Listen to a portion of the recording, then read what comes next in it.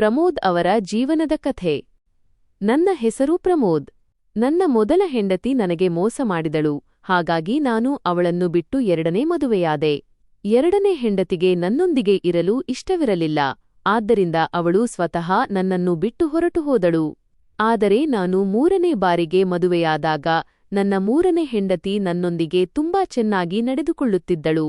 ಅವಳು ಬಂದಾಗಿನಿಂದ ಮನೆಯಲ್ಲಿ ಸುಖ ಶಾಂತಿ ನೆಲೆಸಿತ್ತು.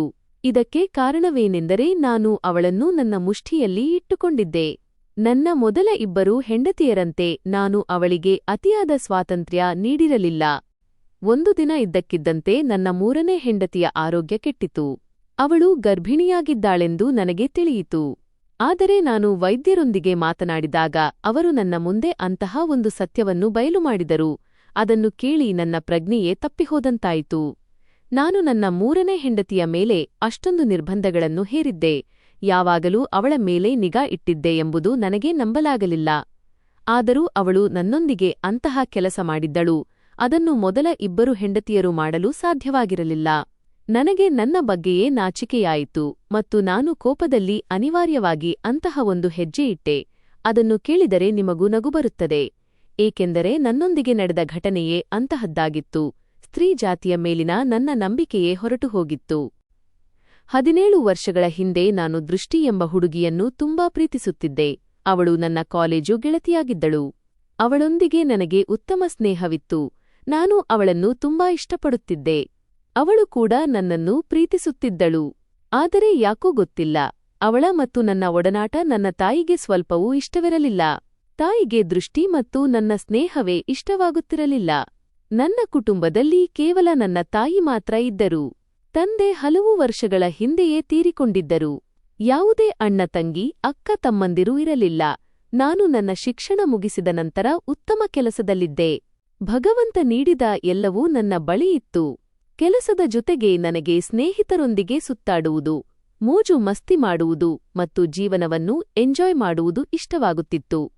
ಏಕೆಂದರೆ ದೃಷ್ಟಿ ಕೂಡ ಇದೇ ಸ್ವಭಾವದವಳಾಗಿದ್ದಳು. ಸ್ನೇಹದ ಜೊತೆಜೊತೆಗೆ ನಮ್ಮಿಬ್ಬರ ನಡುವಿನ ಸಂಬಂಧ ಪ್ರೀತಿಯಾಗಿ ಬದಲಾಯಿತು. ಅವಳು ಕೂಡ ನನ್ನನ್ನು ಬಿಟ್ಟು ಬೇರೆಯವರನ್ನು ಇಷ್ಟಪಡುತ್ತಿರಲಿಲ್ಲ. ನಮ್ಮ ಸ್ನೇಹಿತರು ಹೇಳುತ್ತಿದ್ದರು, ನೀವಿಬ್ಬರೂ ಈಗ ಬೇಗ ಮದುವೆಯಾಗಿ ಬಿಡಿ, ನಿಮ್ಮ ಜೋಡಿ ಒಟ್ಟಿಗೆ ತುಂಬಾ ಚೆನ್ನಾಗಿ ಕಾಣಿಸುತ್ತದೆ ಎಂದು. ದೃಷ್ಟಿಯ ಕುಟುಂಬದಲ್ಲಿ ಕೇವಲ ಅವಳ ಇಬ್ಬರು ಅಣ್ಣಂದಿರಿದ್ದರು ಮತ್ತು ಅವರಿಬ್ಬರೂ ತಮ್ಮ ತಮ್ಮ ಜೀವನದಲ್ಲಿ ಬ್ಯುಸಿಯಾಗಿದ್ದರು. ತಮ್ಮ ತಂಗಿ ಏನು ಮಾಡುತ್ತಿದ್ದಾಳೆ ಎಂಬುದು ಅವರಿಗೆ ತಿಳಿದಿರಲೇ ಇಲ್ಲ. ಹಾಗಾಗಿ ದೃಷ್ಟಿ ನನ್ನನ್ನು ಸುಲಭವಾಗಿ ಮದುವೆಯಾಗಬಹುದಿತ್ತು. ಆದರೆ ನನ್ನ ಮನೆಯಲ್ಲಿ ನನ್ನ ತಾಯಿ ಇದ್ದರೂ ಅವರಿಗೆ ನಾನು ಸ್ನೇಹಿತರೊಂದಿಗೆ ಸುತ್ತಾಡುವುದು ಸರಿಯೆನಿಸುತ್ತಿತ್ತು. ಆದರೆ ಹುಡುಗಿಯರೊಂದಿಗೆ ಸ್ನೇಹ ಬೆಳೆಸುವುದು ಕಿಂಚಿತ್ತೂ ಇಷ್ಟವಿರಲಿಲ್ಲ. ನನ್ನ ಸ್ನೇಹಿತರ ಬಳಗ ದೊಡ್ಡದಾಗಿತ್ತು. ಅದರಲ್ಲಿ ಹುಡುಗರು ಮತ್ತು ಹುಡುಗಿಯರು ಇಬ್ಬರೂ ಇದ್ದರು. ನಾನು ನನ್ನ ಮನೆಯಲ್ಲಿ ಏನಾದರೂ ಪಾರ್ಟಿ ಇಟ್ಟುಕೊಂಡಾಗ ಮತ್ತು ನನ್ನ ಸ್ನೇಹಿತರನ್ನು ಆಹ್ವಾನಿಸಿದಾಗ ನನ್ನೆಲ್ಲ ಗೆಳೆಯ ಗೆಳತಿಯರು ಬರುತ್ತಿದ್ದರು. ನನ್ನ ತಾಯಿ ತುಂಬಾ ಮುಗ್ಧ ಹೆಣ್ಣುಮಗಳು. ಅವರು ಹುಡುಗಿಯರನ್ನು ನೋಡಿದಾಗ ತುಂಬಾ ಕೋಪಗೊಳ್ಳುತ್ತಿದ್ದರು ಮತ್ತು ಹೇಳುತ್ತಿದ್ದರು, ನನಗೆ ನೀನು ಹುಡುಗಿಯರ ಜೊತೆ ಒಡನಾಡುವುದು ಇಷ್ಟವಿಲ್ಲ. ನೀನು ಏನಾದರೂ ಮಾಡು, ಆದರೆ ಹುಡುಗಿಯರನ್ನು ನಿನ್ನ ಗೆಳತಿಯರನ್ನಾಗಿ ಮಾಡಿಕೊಳ್ಳಬೇಡ ಎಂದು. ನಾನು ತಾಯಿಗೆ ತಿಳಿಹೇಳಲು ಪ್ರಯತ್ನಿಸುತ್ತಿದ್ದೆ, ಅಮ್ಮ, ಇದು ನಗರ, ಹಳ್ಳಿಯಲ್ಲ. ಈಗ ನಾನು ದೊಡ್ಡವನಾಗಿದ್ದೇನೆ. ಇಂದಿನ ಕಾಲದಲ್ಲಿ ಹುಡುಗ ಹುಡುಗಿಯರು ಈ ರೀತಿಯೇ ಜೊತೆಯಾಗಿ ಇರುತ್ತಾರೆ. ಅದು ನಿಮ್ಮ ಕಾಲವಾಗಿತ್ತು. ಆಗ ಹೆಣ್ಣು ಮಕ್ಕಳು ಮತ್ತು ಸೊಸೆಯಂದಿರು ಗಂಡಸರ ಮುಂದೆ ಬರುತ್ತಿರಲಿಲ್ಲ ಎಂದು. ಅದಕ್ಕೆ ತಾಯಿ ಕೋಪದಿಂದ ಹೇಳಿದರು, ನಮ್ಮ ಕಾಲ ಹೇಗಿದ್ದರೂ ಅದು ತುಂಬಾ ಒಳ್ಳೆಯ ಕಾಲವಾಗಿತ್ತು. ನಮ್ಮ ಕಾಲದಲ್ಲಿ ಹೆಣ್ಣು ಮತ್ತು ಗಂಡು ಒಬ್ಬರಿಗೊಬ್ಬರು ಇಂದಿನ ಕಾಲದ ಮಕ್ಕಳಂತೆ ಇಷ್ಟು ನಿರ್ಲಜ್ಜತನದಿಂದ ಇರುತ್ತಿರಲಿಲ್ಲ. ಅದಕ್ಕಾಗಿಯೇ ಅಂದಿನ ಜನರಿಗೆ ಎಂದೂ ಮೋಸವಾಗುತ್ತಿರಲಿಲ್ಲ ಮತ್ತು ಹುಡುಗ ಹುಡುಗಿಯರು ಕೆಟ್ಟ ದಾರಿಗೆ ಹೋಗುತ್ತಿರಲಿಲ್ಲ. ಅಂದಿನ ಜೀವನ ಸಾಧಾರಣವಾಗಿತ್ತು. ಆದರೆ ಜನರು ತಮ್ಮ ಜೀವನದಲ್ಲಿ ಮತ್ತು ತಮ್ಮ ಕುಟುಂಬದೊಂದಿಗೆ ತುಂಬಾ ಸಂತೋಷವಾಗಿದ್ದರು. ಇಂದು ನೋಡು, ಪ್ರತಿಯೊಬ್ಬ ಮನುಷ್ಯನ ತಲೆಯ ಮೇಲೆ ನೂರಾರು ಸಂಕಷ್ಟಗಳ ಹೊರೆಯಿದೆ ಎಂದು. ನಾನು ತಾಯಿಯ ಮಾತು ಕೇಳಿ ನಕ್ಕು ಹೇಳಿದೆ, ಸರಿ, ನನ್ನ ಪ್ರೀತಿಯ ಅಮ್ಮ, ಇನ್ಮುಂದೆ ನಾನು ಎಂದು ಹುಡುಗಿಯರನ್ನು ಮನೆಗೆ ಕರೆಯುವುದಿಲ್ಲ. ಆದರೆ ನನಗೆ ಒಬ್ಬಳು ಹುಡುಗಿ ತುಂಬಾ ಇಷ್ಟ. ಅವಳು ನಿನಗೂ ಗೊತ್ತು ದೃಷ್ಟಿ. ನಾನು ಅವಳನ್ನೇ ಮದುವೆಯಾಗಲು ಬಯಸುತ್ತೇನೆ. ನನ್ನ ಮಾತನ್ನು ಕೇಳಿ ತಾಯಿ ಬೆಂಕಿಯಂತಾದರು ಮತ್ತು ಹೇಳಿದರು, ನಿನಗೇನಾದರೂ ಹುಚ್ಚು ಹಿಡಿದಿದೆಯೇ? ಆ ಹುಡುಗಿ ತುಂಬಾ ಚಿಕ್ಕ ಬಟ್ಟೆಗಳನ್ನು ಧರಿಸುತ್ತಾಳೆ. ನನಗೆ ಆ ಹುಡುಗಿ ಸ್ವಲ್ಪವೂ ಇಷ್ಟವಿಲ್ಲ. ನಾನು ನಿನಗಾಗಿ ನಮ್ಮ ಹಳ್ಳಿಯಲ್ಲಿ ನಿನ್ನ ತಂದೆಯ ಸ್ನೇಹಿತ ಚಂದ್ರಣ್ಣನ ಮಗಳನ್ನು ನೋಡಿದ್ದೇನೆ. ನಾನು ಮತ್ತು ನಿನ್ನ ತಂದೆ ಬಾಲ್ಯದಲ್ಲೇ ಅವಳನ್ನು ನಿನಗಾಗಿ ಇಷ್ಟಪಟ್ಟಿದ್ದೇವೆ. ನಿನ್ನ ಮದುವೆ ಅವಳೊಂದಿಗೆ ನಡೆಯುವುದು. ತಾಯಿಯ ಮಾತು ಕೇಳಿ ನನಗೆ ಕೋಪ ಬಂದಿತು. ಈಗ ನಾನು ಗಂಭೀರವಾಗಿ ಹೇಳಿದೆ, ಅಮ್ಮ, ನಾನು ಹಳ್ಳಿಯ ಯಾವುದೇ ಹುಡುಗಿಯನ್ನು ಮದುವೆಯಾಗುವುದಿಲ್ಲ. ನಿಮ್ಮ ಮಗ ಓದಿದವನು ಚೆನ್ನಾಗಿ ಸಂಪಾದಿಸುತ್ತಿದ್ದಾನೆ. ಇಡೀ ನಗರದಲ್ಲಿ ನನ್ನ ಹಾಸ್ಯವಾಗಲಿ ಎಂದು ನೀವು ಬಯಸುತ್ತೀರಾ?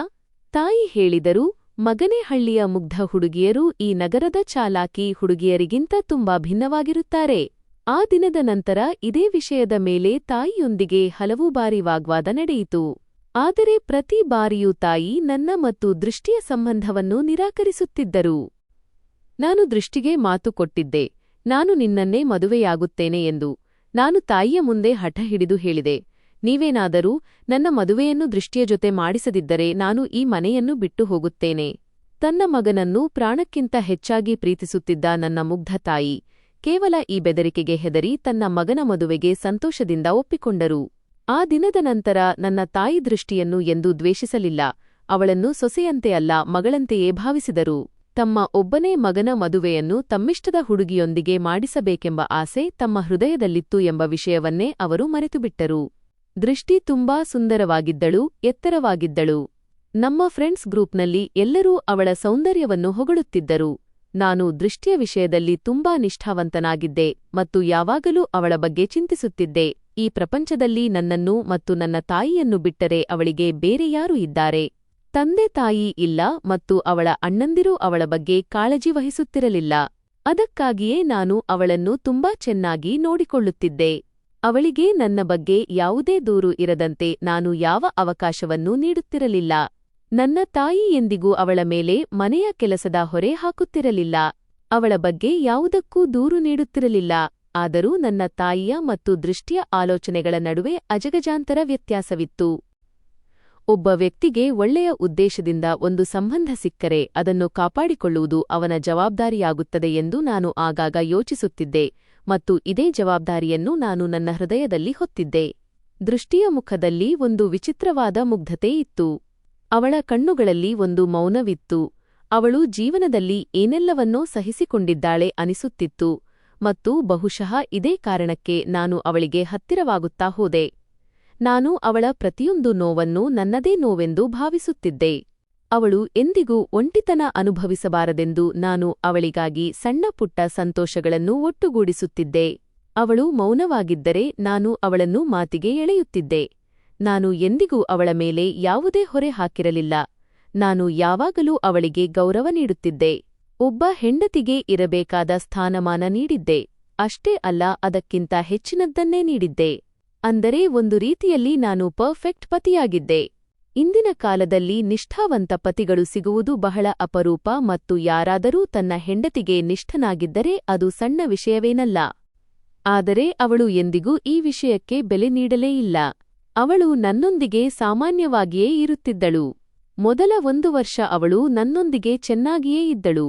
ಆದರೆ ನಂತರ ನನ್ನ ಮೇಲಿದ್ದ ಅವಳ ಪ್ರೀತಿ ಕೇವಲ ಅಳೆದು ತೂಗುವಂತಾಯಿತು. ಅವಳು ಹಾಗೆ ಮಾಡಲು ಶುರು ಮಾಡಿದ್ದಳು. ಆದರೂ ಅವಳು ನನಗೆ ಇಷ್ಟವಾಗುತ್ತಿದ್ದಳು. ಅವಳು ನನ್ನ ಗೆಳತಿಯೂ ಹೌದು, ಹೆಂಡತಿಯೂ ಹೌದು.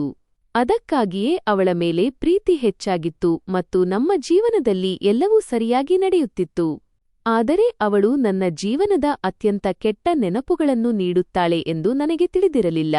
ನಾನು ಅವಳ ನಡವಳಿಕೆಯನ್ನು ಆಗಾಗ ಕಡೆಗಣಿಸುತ್ತಿದ್ದೆ. ಸಮಯ ಕಳೆದಂತೆ ಎಲ್ಲವೂ ಸರಿಹೋಗುತ್ತದೆ ಎಂದು ನನಗೆ ನಾನು ಸಮಾಧಾನಪಡಿಸಿಕೊಳ್ಳುತ್ತಿದ್ದೆ. ಬಹುಶಃ ನಾನು ಅವಳನ್ನು ಅತಿಯಾಗಿ ಪ್ರೀತಿಸುತ್ತಿರುವುದಕ್ಕೆ ಅವಳು ಹೀಗೆ ಆಗಿರಬಹುದು ಎಂದುಕೊಳ್ಳುತ್ತಿದ್ದೆ. ಆದರೆ ನನ್ನ ಹೃದಯದ ಯಾವುದೋ ಮೂಲೆಯಲ್ಲಿ ಒಂದು ಸಣ್ಣ ಕೊರತೆ ಸದಾ ಇರುತ್ತಿತ್ತು. ನಾನು ಅವಳನ್ನು ಪ್ರೀತಿಸುವಷ್ಟೇ ಅವಳು ನನ್ನನ್ನು ಪ್ರೀತಿಸುತ್ತಾಳಾ ಎಂಬ ಪ್ರಶ್ನೆ ಪದೇ ಪದೇ ಏಳುತ್ತಿತ್ತು. ಮೊದಮೊದಲು ಅವಳು ನನಗೆ ತುಂಬಾ ಲಾಯಲ್, ನಿಷ್ಠಾವಂತಳೂ ಆಗಿದ್ದಳು. ಆದರೆ ಈಗ ಈ ಪ್ರೀತಿ ಕೇವಲ ಏಕಪಕ್ಷೀಯವಾಗಿದೆ ಎಂದು ನನಗೆ ಅನಿಸಲು ಶುರುವಾಯಿತು. ನಾನು ಆದರೂ ಈ ಸಂಬಂಧವನ್ನು ಬಿಗಿಯಾಗಿ ಹಿಡಿದುಕೊಂಡಿದ್ದೆ ಮತ್ತು ಎಂದೂ ಸೋಲೊಪ್ಪಿಕೊಳ್ಳಲಿಲ್ಲ. ನನ್ನ ತಾಯಿ ಮನೆಯಲ್ಲೇ ಇರುತ್ತಿದ್ದರು ಮತ್ತು ನಮ್ಮಿಬ್ಬರ ನಡುವಿನ ನಡವಳಿಕೆಯನ್ನು ಅವರು ಚೆನ್ನಾಗಿ ಗಮನಿಸುತ್ತಿದ್ದರು, ಏಕೆಂದರೆ ದೃಷ್ಟಿ ನನ್ನನ್ನು ಕಡೆಗಣಿಸಲು ಶುರು ಮಾಡಿದ್ದಳು. ನಾನು ನನ್ನ ಪ್ರತಿಯೊಂದು ಸಂತೋಷವನ್ನು ಅವಳ ಹೆಸರಿಗೆ ಮಾಡಿದ್ದೆ, ಏಕೆಂದರೆ ನನಗೆ ಅವಳು ಕೇವಲ ಹೆಂಡತಿಯಾಗಿರಲಿಲ್ಲ, ಅವಳೇ ನನ್ನ ಇಡೀ ಜಗತ್ತಾಗಿದ್ದಳು ಮತ್ತು ನಾನು ನನ್ನ ಜಗತ್ತು ಒಡೆದು ಹೋಗುವುದನ್ನು ಇಷ್ಟಪಡುತ್ತಿರಲಿಲ್ಲ. ಆದರೆ ಹಣೆಬರಹದಲ್ಲಿ ಏನು ಬರೆದಿದೆ ಎಂಬುದು ನನಗೆ ಆ ಸಮಯದಲ್ಲಿ ತಿಳಿದಿರಲಿಲ್ಲ, ಮತ್ತು ಇದೇ ಅಜ್ಞಾನವು ಒಂದು ದಿನ ನನ್ನ ಜೀವನದ ಅತಿದೊಡ್ಡ ಆಘಾತವಾಗಲಿತ್ತು. ಒಂದು ದಿನ ಇದ್ದಕ್ಕಿದ್ದಂತೆ ತಾಯಿಯ ಆರೋಗ್ಯ ತುಂಬಾ ಹದಗೆಟ್ಟಿತು. ಅವರ ಚಿಕಿತ್ಸೆ ಹತ್ತಿರದ ವೈದ್ಯರ ಬಳಿಯೇ ನಡೆಯುತ್ತಿತ್ತು. ಆದರೆ ಈಗ ಅವರ ಮೊಣಕಾಲು ನೋವು ಎಷ್ಟು ಹೆಚ್ಚಾಗಿತ್ತೆಂದರೆ ನಾನು ಅವರನ್ನು ಚಿಕಿತ್ಸೆಗಾಗಿ ಬೇರೆ ನಗರದ ದೊಡ್ಡ ವೈದ್ಯರ ಬಳಿಗೆ ಕರೆದುಕೊಂಡು ಹೋಗಬೇಕಾಯಿತು. ಅದೇ ನಗರದಲ್ಲಿ ನನ್ನ ಮಾವನವರ ಮನೆಯೂ ಇತ್ತು. ನಾವು ವೈದ್ಯರ ಬಳಿ ತಲುಪಿದಾಗ ಅವರು ತಾಯಿಯ ತಪಾಸಣೆ ಮಾಡಿ ಹೇಳಿದರು, ನಿಮ್ಮ ತಾಯಿಯ ಮೊಣಕಾಲಿಗೆ ಥೆರಪಿ ಆಗಬೇಕಿದೆ, ಇದನ್ನು ಸತತ 3 ದಿನಗಳ ಕಾಲ ಮಾಡಬೇಕಾಗುತ್ತದೆ. ನೀವು 3 ದಿನ ಇಲ್ಲೇ ಉಳಿಯಬೇಕಾಗುತ್ತದೆ. ಇದನ್ನು ಕೇಳಿ ನಾನು ಚಿಂತಿತನಾದೆ, ಏಕೆಂದರೆ ದೃಷ್ಟಿಮನೆಯಲ್ಲಿ ಒಬ್ಬಳೇ ಇದ್ದಳು. ತಾಯಿಯ ಚಿಕಿತ್ಸೆಯೂ ಮುಖ್ಯವಾಗಿತ್ತು. ನಾನು ಏನು ಮಾಡಲಿ? ನನಗೆ ಏನೂ ಅರ್ಥವಾಗುತ್ತಿರಲಿಲ್ಲ. ಮತ್ತು ನಾನು ಸ್ವಲ್ಪ ಯೋಚಿಸಿದಾಗ 3 ದಿನಗಳ ನಂತರ ದೃಷ್ಟಿಯ ಹುಟ್ಟುಹಬ್ಬವು ಬರುತ್ತಿದೆ ಎಂಬುದು ನೆನಪಾಯಿತು. ನಾನು ನನ್ನ ಮನಸ್ಸಿನಲ್ಲಿ ಒಂದು ಯೋಜನೆ ರೂಪಿಸಿ ದೃಷ್ಟಿಗೆ ಕರೆ ಮಾಡಿ ಹೇಳಿದೆ, ಅಮ್ಮನಿಗೆ ಥೆರಪಿ ಆಗಬೇಕಿದೆ, ಅದಕ್ಕಾಗಿ ನಾವಿಬ್ಬರೂ ಇಲ್ಲಿ 2 ದಿನ ಉಳಿಯುತ್ತಿದ್ದೇವೆ. ನೀನು 2 ಗಂಟೆಯ ನಂತರ ಇರುವ ರೈಲಿನಲ್ಲಿ ಇಲ್ಲಿಗೆ ಬಂದುಬಿಡು. ಇಲ್ಲಿ ನನ್ನ ಮಾವನವರ ಮನೆಯಿದೆ. ನಾನು ನಿನ್ನನ್ನು ಅಲ್ಲಿ ಬಿಡುತ್ತೇನೆ. ಅಲ್ಲಿ ನಿನಗೆ ಯಾವುದೇ ತೊಂದರೆಯಾಗುವುದಿಲ್ಲ ಮತ್ತು ನಾನು ಕೂಡ ನಿನ್ನನ್ನು ನೋಡಿಕೊಳ್ಳಬಹುದು. ಅವಳು ಹೇಳಿದಳು, ಓಹ್ ನೋ, ಆದರೆ ನಾನು ಅಲ್ಲಿ ನಿಮ್ಮ ಮಾವನವರ ಮನೆಯಲ್ಲಿ ಇರಬೇಕಾ? ನನಗೆ ಚೆನ್ನಾಗಿ ಅನಿಸುವುದಿಲ್ಲ. ನಾನು ಹೇಳಿದೆ, ನಿನ್ನನ್ನು ಅಲ್ಲಿ ಮನೆಯಲ್ಲಿ ಒಬ್ಬಳೇ ಬಿಡಲು ಸಾಧ್ಯವಿಲ್ಲವಲ್ಲ. ಅವಳ ಧ್ವನಿಯಲ್ಲಿ ಒಂದು ವಿಚಿತ್ರವಾದ ಗಾಬರಿ ಇತ್ತು ಅಥವಾ ಬೇರೇನೋ ಇತ್ತು. ಅದನ್ನು ಆ ಸಮಯದಲ್ಲಿ ನನಗೆ ಅರ್ಥಮಾಡಿಕೊಳ್ಳಲು ಸಾಧ್ಯವಾಗಲಿಲ್ಲ. ನೀನು ಇಲ್ಲಿಗೆ ಆರಾಮವಾಗಿ ಬರಬಹುದು ಎಂದು ನಾನು ಅವಳಿಗೆ ಧೈರ್ಯ ತುಂಬಿದೆ. ನೀನು ಈ ಹಿಂದೆಯೂ ಹಲವು ಬಾರಿ ದೂರದ ಪ್ರಯಾಣ ಮಾಡಿದ್ದೀಯ ಎಂಬುದು ನನಗೆ ಗೊತ್ತು.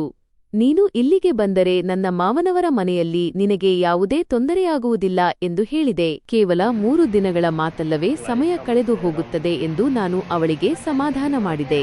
ಅವಳು ಸ್ವಲ್ಪ ಹೊತ್ತು ಮೌನವಾಗಿದ್ದು ನಂತರ ಹೇಳಿದಳು, ಇಲ್ಲ, ನಾನು ಅಲ್ಲಿಗೆ ಬರುವುದಿಲ್ಲ.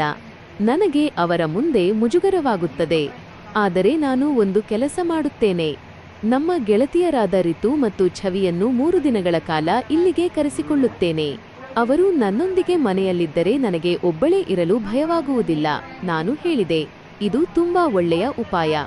ರಿತು ಮತ್ತು ಛವಿ ನನ್ನ ಹಾಗೂ ದೃಷ್ಟಿಯ ಗೆಳೆಯರಾಗಿದ್ದರು. ಈಗ ದೃಷ್ಟಿಯ ಬಗ್ಗೆ ನಾನು ನಿಶ್ಚಿಂತನಾಗಿದ್ದೆ. ಮೊದಲ ದಿನ ಕಳೆದೋಯಿತು, 2ನೇ ದಿನವೂ ಕಳೆಯಿತು. ಈ ನಡುವೆ ದೃಷ್ಟಿ ಸತತವಾಗಿ ನನ್ನ ಸಂಪರ್ಕದಲ್ಲಿದ್ದಳು. ನಾನು ಅವಳ ಕ್ಷೇಮ ಸಮಾಚಾರ ವಿಚಾರಿಸುತ್ತಿದ್ದೆ. 2ನೇ ದಿನ ರಾತ್ರಿ ಸುಮಾರು ಬೆಳಗ್ಗೆ 8 ಗಂಟೆಗೆ ವೈದ್ಯರು ಹೇಳಿದರು, ಇವರ ಥೆರಪಿ ಪೂರ್ಣಗೊಂಡಿದೆ. ನೀವು ಇಷ್ಟಪಟ್ಟರೆ ನಾಳೆಯವರೆಗೆ ಇಲ್ಲಿ ಇರಬಹುದು, ಇಲ್ಲದಿದ್ದರೆ ನಿಮ್ಮ ಮನೆಗೆ ಹೋಗಬಹುದು. ಅಮ್ಮ ಹೇಳಿದರು, ಮಗನೇ, ನನ್ನನ್ನು ಮನೆಗೆ ಕರೆದುಕೊಂಡು ಹೋಗು. ಇಲ್ಲಿ ನನಗೆ ಮನಸ್ಸುಲಗ್ತಾ ಇಲ್ಲ. ನಾನು ಸರಿ ಎಂದುಕೊಂಡೆ, ಈಗ ಮನೆಗೆ ಹೋಗೋಣ. ನಾನು ಈ ವಿಷಯವನ್ನು ದೃಷ್ಟಿಗೆ ತಿಳಿಸಲು ಜೇಬಿನಿಂದ ಮೊಬೈಲ್ ತೆಗೆದಿದ್ದೆ. ಅಷ್ಟರಲ್ಲಿ ನನ್ನ ಮನಸ್ಸಿನಲ್ಲಿ ಒಂದು ಆಲೋಚನೆ ಬಂತು. ನಾಳೆ ಅವಳ ಹುಟ್ಟುಹಬ್ಬ, ಹಾಗಾಗಿ ಅವಳಿಗೆ ಒಂದು ಸರ್ಪ್ರೈಸ್, ಆಶ್ಚರ್ಯಕರ ಉಡುಗೊರೆ ನೀಡಿದರೆ ಹೇಗಿರುತ್ತದೆ ಎಂದು ಯೋಚಿಸಿದೆ. ಅವಳಿಗೆ ಸಂತೋಷ ನೀಡೋಣ, ಅವಳು ಎಂದಿಗೂ ಮರೆಯದ ಒಂದು ಕ್ಷಣವನ್ನು ನೀಡೋಣ ಎಂದು ನಿರ್ಧರಿಸಿದೆ. ನನ್ನನ್ನು ಮತ್ತು ಅಮ್ಮನನ್ನು ಇದ್ದಕ್ಕಿದ್ದಂತೆ ಮನೆಯಲ್ಲಿ ನೋಡಿದರೆ ಅವಳು ತುಂಬಾ ಖುಷಿಪಡುತ್ತಾಳೆ ಎಂದು ಭಾವಿಸಿದೆ. ದಾರಿಯಲ್ಲಿ ಅವಳಿಗೆ ಒಂದು ಉಡುಗೊರೆಯನ್ನು ಕೊಂಡೊಯ್ಯಲು ನಿರ್ಧರಿಸಿದೆ. ನಾನು ಅವಳಿಗೆ ಈ ರೀತಿ ಸರ್ಪ್ರೈಸ್ ನೀಡಿದರೆ ಅವಳು ಸಂತೋಷದಿಂದ ಕುಣಿಯುತ್ತಾಳೆ ಎಂದು ನನಗೆ ತಿಳಿದಿತ್ತು. ನನ್ನ ಹೃದಯವೂ ಸಂತೋಷದಿಂದ ತುಂಬಿಹೋಗಿತ್ತು. ನಮ್ಮ ನಗರಕ್ಕೆ ತಲುಪಿದ ತಕ್ಷಣ ನಾನು ಅವಳ ಇಷ್ಟದ ಉಡುಗೊರೆಯನ್ನು ಖರೀದಿಸಿದೆ ಮತ್ತು ಅವಳಿಗೆ ಸರ್ಪ್ರೈಸ್ ನೀಡಿದ ನಂತರ ನಾವೆಲ್ಲರೂ ಹೊರಗೆ ಊಟಕ್ಕೆ ಹೋಗೋಣ ಎಂದು ಪ್ಲಾನ್ ಮಾಡಿದೆ. ರಾತ್ರಿ 11 ಗಂಟೆಯ ವೇಳೆಗೆ ನಾವು ನಮ್ಮ ಮನೆಯ ಬಾಗಿಲಿಗೆ ತಲುಪಿದ್ದೆವು. ನಾನು ಬಾಗಿಲು ಬಡಿದ ತಕ್ಷಣ ಒಳಗಿನಿಂದ ಯಾವುದೇ ಪ್ರತಿಕ್ರಿಯೆ ಬರಲಿಲ್ಲ.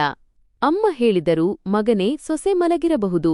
ನಾನು ಮತ್ತೆ ಬಾಗಿಲು ಬಡಿದೆ, ಆದರೆ ಮತ್ತೆ ಮೌನವೇ ಆವರಿಸಿತ್ತು. ನನ್ನ ಹೃದಯದಲ್ಲಿ ಏನೋ ವಿಚಿತ್ರವಾದ ಸಂಚಲನ ಶುರುವಾಯಿತು. ಆದರೆ ನಾನು ನನ್ನನ್ನು ಸಂಭಾಳಿಸಿಕೊಂಡೆ. ನನ್ನ ಬಳಿ ಇನ್ನೊಂದು ಚಾವಿ ಇತ್ತು. ನಾನು ಚಾವಿ ತೆಗೆದು ಬಾಗಿಲು ತೆರೆದೆ. ನಾನು ಮತ್ತು ಅಮ್ಮ ಒಳಗೆ ಪ್ರವೇಶಿಸಿದ ತಕ್ಷಣ ಮನೆಯ ವಾತಾವರಣವೇ ಬದಲಾದಂತೆ ಭಾಸವಾಯಿತು. ಸಾಮಾನ್ಯ ದಿನಗಳಲ್ಲಿ ಇರದಂತಹ ಒಂದು ವಿಚಿತ್ರ ಮೌನ ಅಲ್ಲಿತ್ತು. ನಂತರ ಇದ್ದಕ್ಕಿದ್ದಂತೆ ನನ್ನ ಕಿವಿಗೆ ಅಂತಹ ಕೆಲವು ಶಬ್ದಗಳು ಬಿದ್ದವು. ಅದನ್ನು ಕೇಳಿ ನನ್ನ ಇಡೀ ದೇಹವೇ ಮರಗಟ್ಟಿದಂತಾಯಿತು. ಅಂತಹ ಶಬ್ದಗಳನ್ನು ಗುರುತಿಸುವುದು ಯಾವುದೇ ಗಂಡಸಿಗೆ ಕಷ್ಟವೇನಲ್ಲ. ನಾನು ಅಮ್ಮನನ್ನು ಸೋಫಾದ ಮೇಲೆ ಕುಳ್ಳಿರಿಸಿದೆ. ನನ್ನ ಹೃದಯ ಜೋರಾಗಿ ಬಡಿದುಕೊಳ್ಳಲಾರಂಭಿಸಿತು ಮತ್ತು ನಾನು ನಿಧಾನವಾಗಿ ಹೆಜ್ಜೆ ಇಡುತ್ತಾ ಬೆಡ್ರೂಮ್ನತ್ತ ಸಾಗಿದೆ. ಪ್ರತಿ ಹೆಜ್ಜೆಯೂ ನನಗೆ ಭಾರವೆನಿಸುತ್ತಿತ್ತು. ಬಾಗಿಲ ಹತ್ತಿರ ತಲುಪಿ ನಾನು ಒಂದು ಕ್ಷಣ ಕಣ್ಣು ಮುಚ್ಚಿಕೊಂಡೆ. ನಾನು ವಾಸ್ತವದಿಂದ ಓಡಿಹೋಗಲು ಬಯಸಿದಂತಿದ್ದೆ. ಆದರೆ ನಾನು ಬಾಗಿಲು ತೆರೆದೆ ಮತ್ತು ನನ್ನ ಕಣ್ಣ ಮುಂದೆ ಇದ್ದ ದೃಶ್ಯ ನನ್ನನ್ನು ಒಳಗಿನಿಂದಲೇ ನುಚ್ಚುನೂರು ಮಾಡಿಬಿಟ್ಟಿತು. ನನ್ನದೇ ಹಾಸಿಗೆಯ ಮೇಲೆ ಅವಳು ಕುಳಿತಿದ್ದಳು ಮತ್ತು ಅವಳ ಜೊತೆ ಒಬ್ಬ ಹುಡುಗನೂ ಇದ್ದನು. ಅವರಿಬ್ಬರೂ ಒಬ್ಬರಿಗೊಬ್ಬರು ಎಷ್ಟು ಹತ್ತಿರವಾಗಿ ಕುಳಿತಿದ್ದರೆಂದರೆ ನಾನು ಆ ಮನೆಯಲ್ಲಿ ಎಂದೂ ಇರಲೇ ಇಲ್ಲವೇನೋ ಅಥವಾ ನನ್ನ ಅಸ್ತಿತ್ವಕ್ಕೆ ಬೆಲೆ ಇಲ್ಲವೇನೋ ಎಂಬಂತಿತ್ತು. ಆ ಕ್ಷಣದಲ್ಲಿ ನನ್ನ ಉಸಿರೇ ನಿಂತು ಹೋದಂತೆ ಭಾಸವಾಯಿತು. ನನ್ನ ಆತ್ಮದೇಹದಿಂದ ಹೊರಬಂದಂತಾಯಿತು. ನನ್ನ ಕಣ್ಣ ಮುಂದೆ ಕತ್ತಲೆ ಆವರಿಸಿತು. ನನಗೆ ಏನೂ ಹೇಳಲಾಗಲಿಲ್ಲ, ಏನೂ ಕೇಳಿಸಲಿಲ್ಲ. ಬರೀ ಎಲ್ಲವನ್ನೂ ನೋಡುತ್ತಾ ನಿಂತಿದ್ದೆ. ನಾನು ಬಾಗಿಲಲ್ಲಿ ದಿಗ್ಭ್ರಮೆಗೊಂಡು ನಿಂತಿರುವುದನ್ನು ನೋಡಿ ದೃಷ್ಟಿ ಅವನಿಂದ ದೂರ ಸರಿದಳು ಮತ್ತು ಆ ಹುಡುಗ ಬೇಗನೆ ತನ್ನ ಸ್ಥಿತಿಯನ್ನು ಸರಿಪಡಿಸಿಕೊಂಡು ಮನೆಯಿಂದ ಹೊರಬಂದನು. ನನ್ನ ತಾಯಿಯೂ ಅವನನ್ನು ನೋಡಿದ್ದರು ಮತ್ತು ಎಲ್ಲವನ್ನೂ ಅರ್ಥಮಾಡಿಕೊಂಡಿದ್ದರು. ದೃಷ್ಟಿ ತನ್ನ ಮಾತುಗಳನ್ನು ಹೇಳಲು ನನ್ನ ಕಡೆಗೆ ಬಂದ ತಕ್ಷಣ ನಾನು ಮನೆಯಿಂದ ಹೊರಬಂದೆ. ನಾನು ಅವಳ ಯಾವುದೇ ಮಾತನ್ನು ಕೇಳಲಿಲ್ಲ. ನನ್ನ ಹೆಜ್ಜೆಗಳು ತೂರಾಡುತ್ತಿದ್ದವು. ನನ್ನ ಕೈಯಲ್ಲಿದ್ದ ನನ್ನ ಹೆಂಡತಿಗಾಗಿ ತಂದಿದ್ದ ಗಿಫ್ಟ್ ಯಾವಾಗ ನೆಲಕ್ಕೆ ಬಿದ್ದಿತೋ ನನಗೆ ತಿಳಿಯಲಿಲ್ಲ. ನಾನು ರಸ್ತೆಯಲ್ಲಿ ನಡೆಯುತ್ತಿದ್ದೆ, ಆದರೆ ನನಗೆ ಏನೂ ಕಾಣಿಸುತ್ತಿರಲಿಲ್ಲ. ನನ್ನ ಕಿವಿಯಲ್ಲಿ ಅದೇ ಶಬ್ದಗಳು ಮೊಳಗುತ್ತಿದ್ದವು. ನನ್ನ ಹೃದಯದಲ್ಲಿ ಒಂದೇ ಪ್ರಶ್ನೆಯಿತ್ತು, ನನ್ನೊಂದಿಗೆ ಹೀಗೇಕೆ ಆಯಿತು? ನಾನು ಯೋಚಿಸುತ್ತಲೇ ಇದ್ದೆ. ನಾನು ಅವಳಿಗೆ ಕೆಟ್ಟದ್ದನ್ನು ಮಾಡಿದ್ದರೆ, ಅವಳ ಮೇಲೆ ಕೈ ಮಾಡಿದ್ದರೆ, ಅವಳನ್ನು ಕಡೆಗಣಿಸಿದ್ದರೆ ಅಥವಾ ನಮ್ಮ ಮದುವೆಯಾಗಿ ಹಲವು ವರ್ಷಗಳಾಗಿ ಅವಳ ಮನಸ್ಸಿನಲ್ಲಿ ನನ್ನ ಬಗ್ಗೆ ದ್ವೇಷ ತುಂಬಿದ್ದರೆ ನಾನು ಈ ನೋವನ್ನು ಸ್ವಲ್ಪ ಮಟ್ಟಿಗೆ ಅರ್ಥಮಾಡಿಕೊಳ್ಳಬಹುದಿತ್ತು. ಆದರೆ ಇಲ್ಲಿ ಎಲ್ಲವೂ ವಿಭಿನ್ನವಾಗಿತ್ತು. ನಾನು ಅವಳಿಗೆ ಗೌರವ ನೀಡಿದ್ದೆ, ಪ್ರೀತಿ ನೀಡಿದ್ದೆ, ಆಸರೆಯಾಗಿದ್ದೆ. ನನ್ನ ತಾಯಿಯನ್ನು ಕಷ್ಟಪಟ್ಟು ಒಪ್ಪಿಸಿ ಅವಳನ್ನು ಮದುವೆಯಾಗಿದ್ದೆ ಮತ್ತು ಅವಳು ಅದಕ್ಕೆ ಪ್ರತಿಯಾಗಿ ನನಗೆ ಏನು ನೀಡಿದಳು? ನಾನು ರಸ್ತೆಯ ಬದಿಯಲ್ಲಿ ಕುಳಿತುಕೊಂಡೆ. ನನ್ನ ಕೈಗಳು ಖಾಲಿಯಾಗಿದ್ದವು ಮತ್ತು ನನ್ನ ಹೃದಯವು ಶೂನ್ಯವಾಗಿತ್ತು. ನಾನು ಅವಳಿಗಾಗಿ ತಂದಿದ್ದ ಉಡುಗೊರೆ ಈಗ ಎಲ್ಲೋ ಹಿಂದೆ ಉಳಿದುಹೋಗಿತ್ತು. ಈಗ ನನ್ನೊಳಗೆ ಏನೂ ಉಳಿದಿರಲಿಲ್ಲ. ಭರವಸೆ ಇಲ್ಲ, ಸಂತೋಷ ಇಲ್ಲ, ನೆಮ್ಮದಿಯೂ ಇಲ್ಲ. ಕೇವಲ ತನ್ನ ಜೀವನದ ಅವಶೇಷಗಳ ಮೇಲೆ ಕುಳಿತಿರುವ ಒಬ್ಬ ಮುರಿದುಹೋದ ಮನುಷ್ಯನಿದ್ದನು. ಆ ಸಮಯದಲ್ಲಿ ನನ್ನ ಜೀವನದಿಂದ ಹೂವುಗಳೆಲ್ಲ ಉದುರಿಹೋಗಿ ಕೇವಲ ಮುಳ್ಳುಗಳೇ ಉಳಿದಿವೆಯೆಂದು ನನಗೆ ಅನಿಸಿತು. ನಾನು ಮನೆಗೆ ಬಂದಾಗ ಅವಳು ಬಾಗಿಲಲ್ಲಿ ನಿಂತಿದ್ದಳು. ಅವಳ ಮುಖ ಬೆಳ್ಳಗಾಗಿತ್ತು ಮತ್ತು ಸತತವಾಗಿ ಅತ್ತಿದ್ದರಿಂದ ಕಣ್ಣುಗಳು ಬಾತಿದ್ದವು. ಅವಳು ನನ್ನನ್ನು ನೋಡಿದ ತಕ್ಷಣ ಹತ್ತಿರ ಬಂದು ಅಳುತ್ತಾ ಹೇಳಿದಳು, ನನ್ನನ್ನು ಕ್ಷಮಿಸಿಬಿಡು ಪ್ರಮೋದ್, ನನ್ನಿಂದ ತುಂಬಾ ದೊಡ್ಡ ತಪ್ಪಾಗಿ ಹೋಯಿತು. ನಾನು ಅವಳ ಮುಖವನ್ನು ನೋಡುತ್ತಿದ್ದೆ ಮತ್ತು ಯಾರೋಸ್ಕರ ನಾನು ನನ್ನ ಇಡೀ ಜೀವನವನ್ನೇ ಬದಲಿಸಿಕೊಂಡಿದ್ದೆನೋ ಅವಳೇ ಈ ಹುಡುಗಿ ಎಂದು ನಂಬಲು ನನಗೆ ಸಾಧ್ಯವಾಗುತ್ತಿರಲಿಲ್ಲ. ನಾನು ನನ್ನನ್ನು ನಿಯಂತ್ರಿಸಿಕೊಂಡೆ ಮತ್ತು ಅವಳಿಗೆ ಹೇಳಿದೆ, ನಿನಗೆ ಯಾವುದೇ ಆಸರೆ ಇರಲಿಲ್ಲ. ನಿನ್ನ ಸ್ವಂತ ಅಣ್ಣಂದಿರು ನಿನ್ನನ್ನು ನೋಡಿಕೊಳ್ಳುತ್ತಿರಲಿಲ್ಲ. ನಾನು ನಿನಗೆ ನನ್ನ ಮನೆಯಲ್ಲಿ ಸ್ಥಾನ ನೀಡಿದೆ. ಗೌರವದಿಂದ ನಿನ್ನನ್ನು ನನ್ನ ಹೆಂಡತಿಯನ್ನಾಗಿ ಮಾಡಿಕೊಂಡೆ. ನಿನ್ನನ್ನು ನನ್ನ ಹೃದಯದ ರಾಣಿಯನ್ನಾಗಿ ಮಾಡಿದೆ. ಆದರೆ ನೀನು ನನಗೆ ಈ ಪ್ರತಿಫಲ ನೀಡಿದೆ. ನನ್ನ ಧ್ವನಿಯಲ್ಲಿ ನೋವಿತ್ತು ಮತ್ತು ಕೋಪವೂ ಇತ್ತು.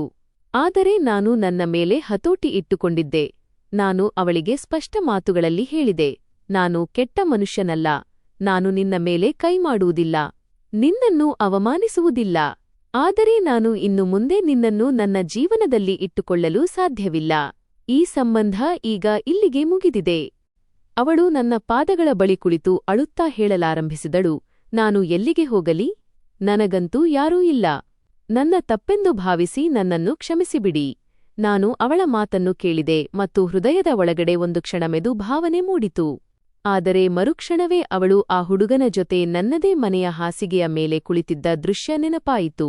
ನನ್ನ ಹೃದಯ ಮತ್ತೆ ಕಠಿಣವಾಯಿತು.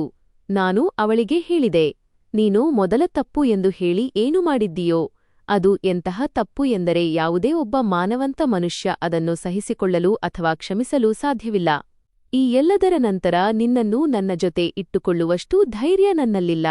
ನಾನು ನಿನ್ನನ್ನು ಕ್ಷಮಿಸಲು ಸಾಧ್ಯವಿಲ್ಲ. ನನ್ನ ಹೆಜ್ಜೆಗಳು ತೂರಾಡುತ್ತಿದ್ದವು. ನಾನು ಅವಳನ್ನು ಮನೆಯಿಂದ ಹೊರಹಾಕಿದೆ. ಅವಳು ಅಳುತ್ತಿದ್ದಳು, ಕಿರುಚುತ್ತಿದ್ದಳು, ಕೂಗಾಡುತ್ತಿದ್ದಳು. ಆದರೆ ನಾನು ಅವಳ ಯಾವುದನ್ನೂ ಕೇಳಿಸಿಕೊಳ್ಳಲಿಲ್ಲ. ನನ್ನ ತಾಯಿ ಕೂಡ ಕೋಣೆಯಿಂದ ಹೊರಗೆ ಬಂದು ಹೇಳಿದರು, ಮಗನೇ, ಹೀಗೆ ಮಾಡಬೇಡ. ಆದರೆ ನನ್ನ ಕಣ್ಣುಗಳಿಂದ ನಾನು ಕಂಡ ಆ ದೃಶ್ಯ ನನ್ನ ಹೃದಯದ ಸಂತೋಷದ ಬಾಗಿಲನ್ನು ಶಾಶ್ವತವಾಗಿ ಮುಚ್ಚಿಬಿಟ್ಟಿದೆ ಎಂದು ನಾನು ತಾಯಿಗೆ ಹೇಗೆ ಹೇಳಲಿ? ಅವಳು ನನ್ನ ಮನೆಯಿಂದ ಹೋಗಿದ್ದಳು. ಕೆಲವು ದಿನಗಳು ಹೀಗೆಯೇ ಮೌನವಾಗಿ ಕಳೆದು ಹೋದವು. ತಾಯಿ ನನ್ನನ್ನು ಸಂತೋಷವಾಗಿರಿಸಲು, ನಗಿಸಲು ತುಂಬಾ ಪ್ರಯತ್ನಿಸುತ್ತಿದ್ದರು. ಆದರೆ ನನ್ನ ಮುಖದಿಂದ ನಗು ಎಲ್ಲೋ ಮಾಯವಾದಂತಿತ್ತು. ನನಗೆ ಯಾವುದೂ ಇಷ್ಟವಾಗುತ್ತಿರಲಿಲ್ಲ.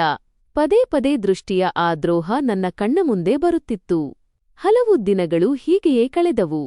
ನನ್ನ ತಾಯಿ ಹೇಳಿದರು, ಮಗನೇ, ಇನ್ನು ಎಷ್ಟು ದಿನ ದೃಷ್ಟಿಯ ಆ ದ್ರೋಹವನ್ನು ನಿನ್ನ ಹೃದಯಕ್ಕೆ ಹಚ್ಚಿಕೊಂಡು ಇರುತ್ತೀಯಾ? ನಿನ್ನ ಜೀವನದಲ್ಲಿ ಮುಂದೆ ಸಾಗು. ನಾನು ಹೇಳುವುದೇನೆಂದರೆ, ನೀನು 2ನೇ ಮದುವೆಯಾಗು ಮತ್ತು ಈ ಬಾರಿ ನನ್ನ ಇಷ್ಟದ ಹುಡುಗಿಯನ್ನು ಮದುವೆಯಾಗು. ತಾಯಿಯ ಮಾತು ಇನ್ನೂ ಮುಗಿದಿರಲಿಲ್ಲ. ನಾನು ಕೈ ಎತ್ತಿ ಹೇಳಿದೆ, ಅಮ್ಮ, ನನಗೆ ಯಾರನ್ನೂ ಮದುವೆಯಾಗುವುದು ಬೇಡ. ಅವರು ಹಲವು ಬಾರಿ ಮದುವೆಗಾಗಿ ನನ್ನನ್ನು ಒಪ್ಪಿಸಲು ಪ್ರಯತ್ನಿಸಿದರು, ಆದರೆ ನಾನು ಪ್ರತಿ ಬಾರಿ ನಿರಾಕರಿಸುತ್ತಿದ್ದೆ. ನನಗೆ ಸ್ವರ್ಗದಂತೆ ಕಾಣುತ್ತಿದ್ದ ನನ್ನ ಮನೆಯೇ ನನಗೆ ಅಸಹ್ಯವೆನಿಸಲು ಶುರುವಾಗಿತ್ತು. ನಾನು ಮನೆಗೆ ಹೋಗುತ್ತಿದ್ದುದು ಕೇವಲ ನನ್ನ ತಾಯಿಗೋಸ್ಕರ ಮಾತ್ರ. ಇಲ್ಲದಿದ್ದರೆ ಹೆಚ್ಚಿನ ಸಮಯವನ್ನು ಆಫೀಸ್ನಲ್ಲೇ ಕಳೆಯಲಾರಂಭಿಸಿದೆ. ನಾನು ದೃಷ್ಟಿಗೆ ವಿಚ್ಛೇದನ, ಡಿವೋರ್ಸ್ ನೀಡಿದ್ದೆ ಮತ್ತು ನಮ್ಮಿಬ್ಬರ ಸಂಬಂಧ ಮುರಿದು ಸುಮಾರು 4 ತಿಂಗಳುಗಳು ಕಳೆದಿದ್ದವು. ಒಂದು ವಾರದ ಹಿಂದೆ ನಮ್ಮ ಆಫೀಸ್ಗೆ ನೈನಾ ಎಂಬ ಹುಡುಗಿ ಕೆಲಸಕ್ಕೆ ಬಂದಿದ್ದಳು. ಅವಳು ತುಂಬಾ ಒಳ್ಳೆಯವಳಾಗಿದ್ದಳು, ಆಸಕ್ತಿದಾಯಕವಾಗಿದ್ದಳು ಮತ್ತು ಚೆನ್ನಾಗಿ ಮಾತನಾಡುತ್ತಿದ್ದಳು. ದೃಷ್ಟಿ ಹೋದ ಕಾರಣ ನಾನು ಯಾವಾಗಲೂ ಉದಾಸೀನನಾಗಿರುತ್ತಿದ್ದೆ. ಅವಳು ಆಗಾಗ ನನ್ನ ಕ್ಯಾಬಿನ್ಗೆ ಬರುತ್ತಿದ್ದಳು, ಏನಾದರೂ ಕೆಲಸದ ಬಗ್ಗೆ ಕೇಳುತ್ತಿದ್ದಳು.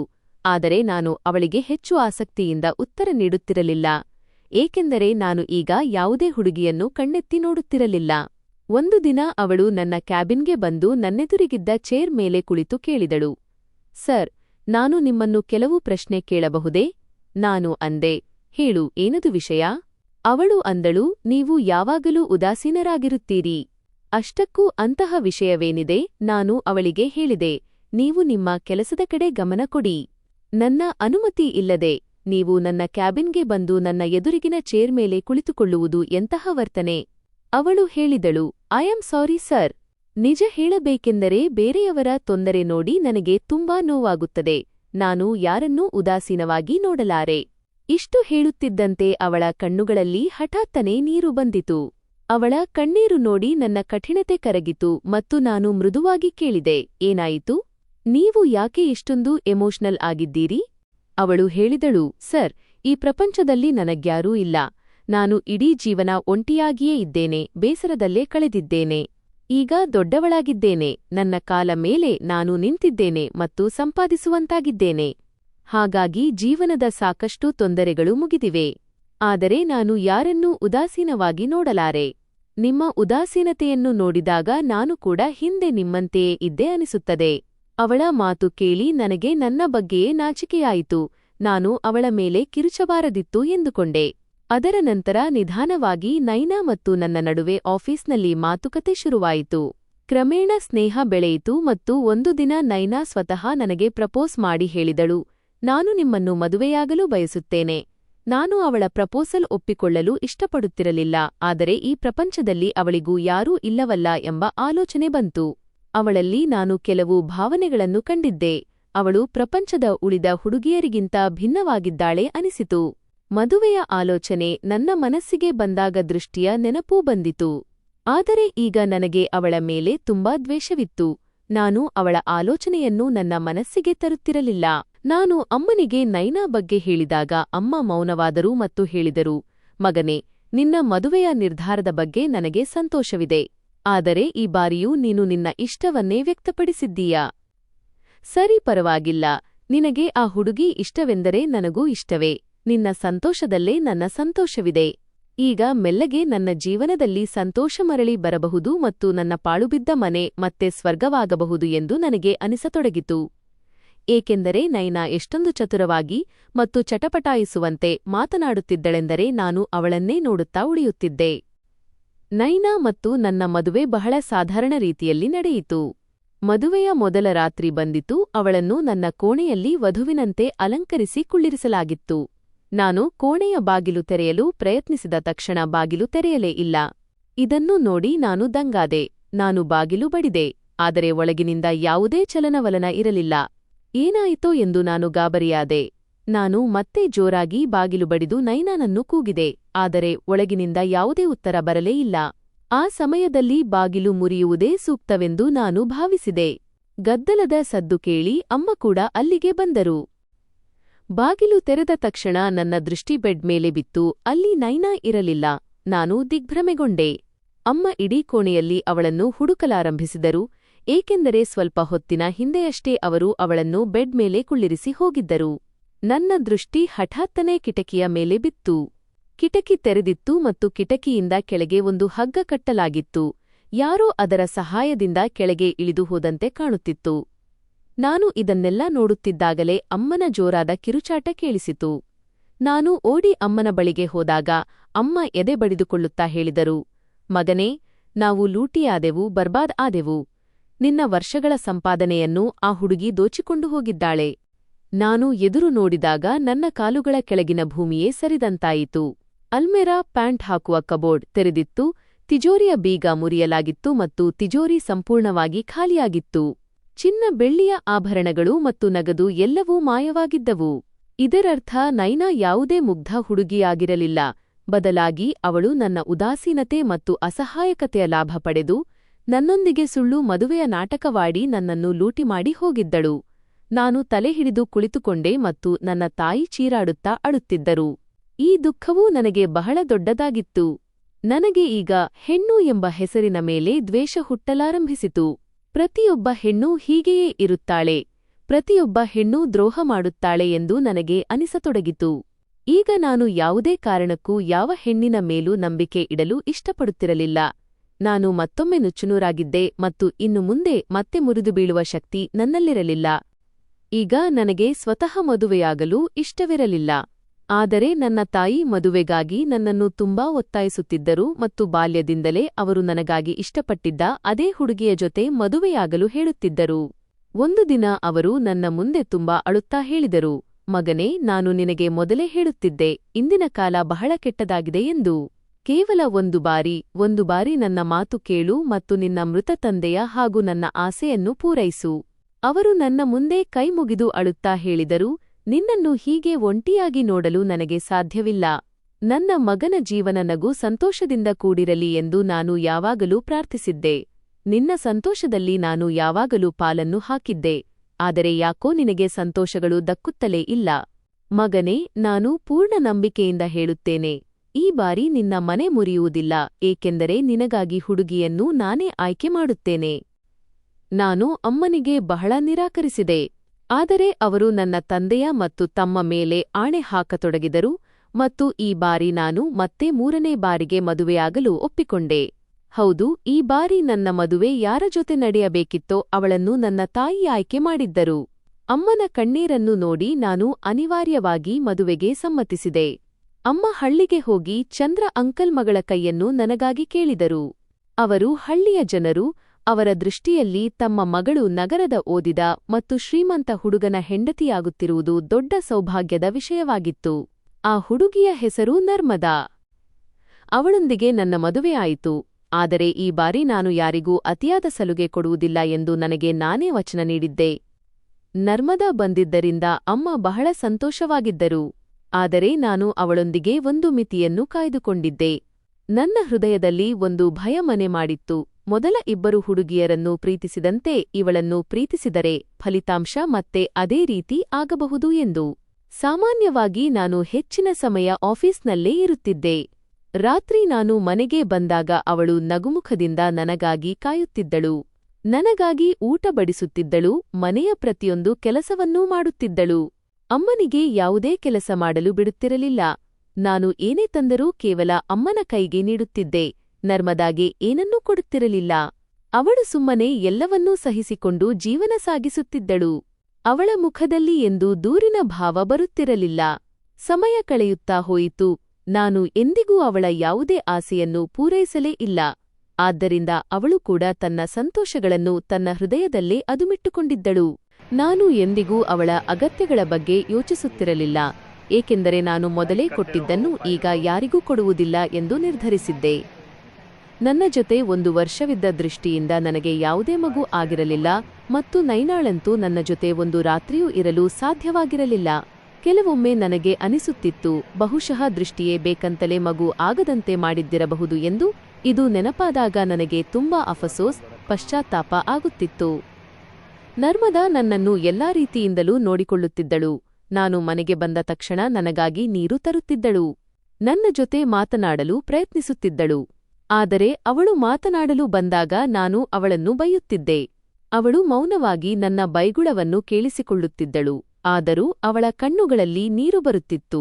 ಅವಳು ದುರ್ಬಲಳು ಮತ್ತು ನಾನು ಅವಳ ಮೇಲೆ ನನ್ನ ಇಷ್ಟ ಬಂದಂತೆ ಅಧಿಕಾರ ಚಲಾಯಿಸಬಹುದು ಎಂದು ನನಗೆ ಅನಿಸುತ್ತಿತ್ತು.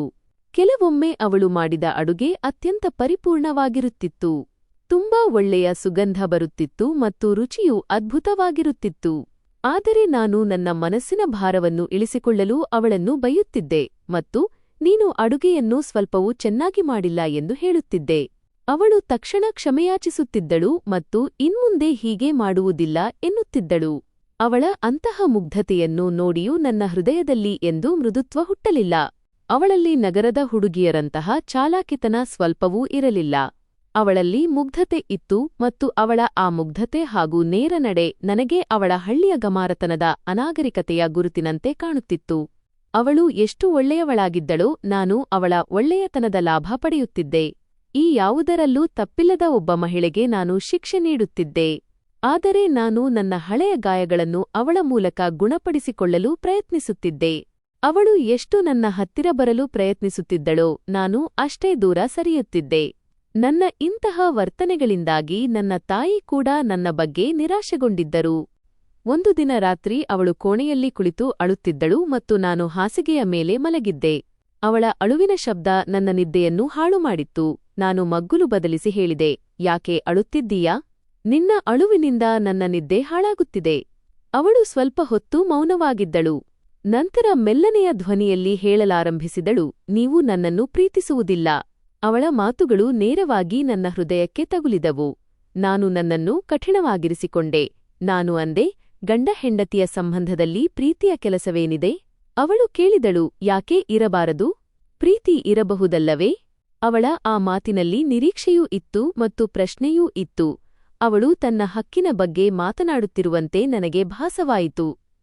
ನಾನು ಹೇಳಿದೆ, ನಾನು 1 ಬಾರಿಯಲ್ಲ 2 ಬಾರಿ ಪ್ರೀತಿಸಿ ನೋಡಿದ್ದೇನೆ ಮತ್ತು 2 ಬಾರಿ ನಾನು ಮುಖಭಂಗ ಅನುಭವಿಸಿದ್ದೇನೆ.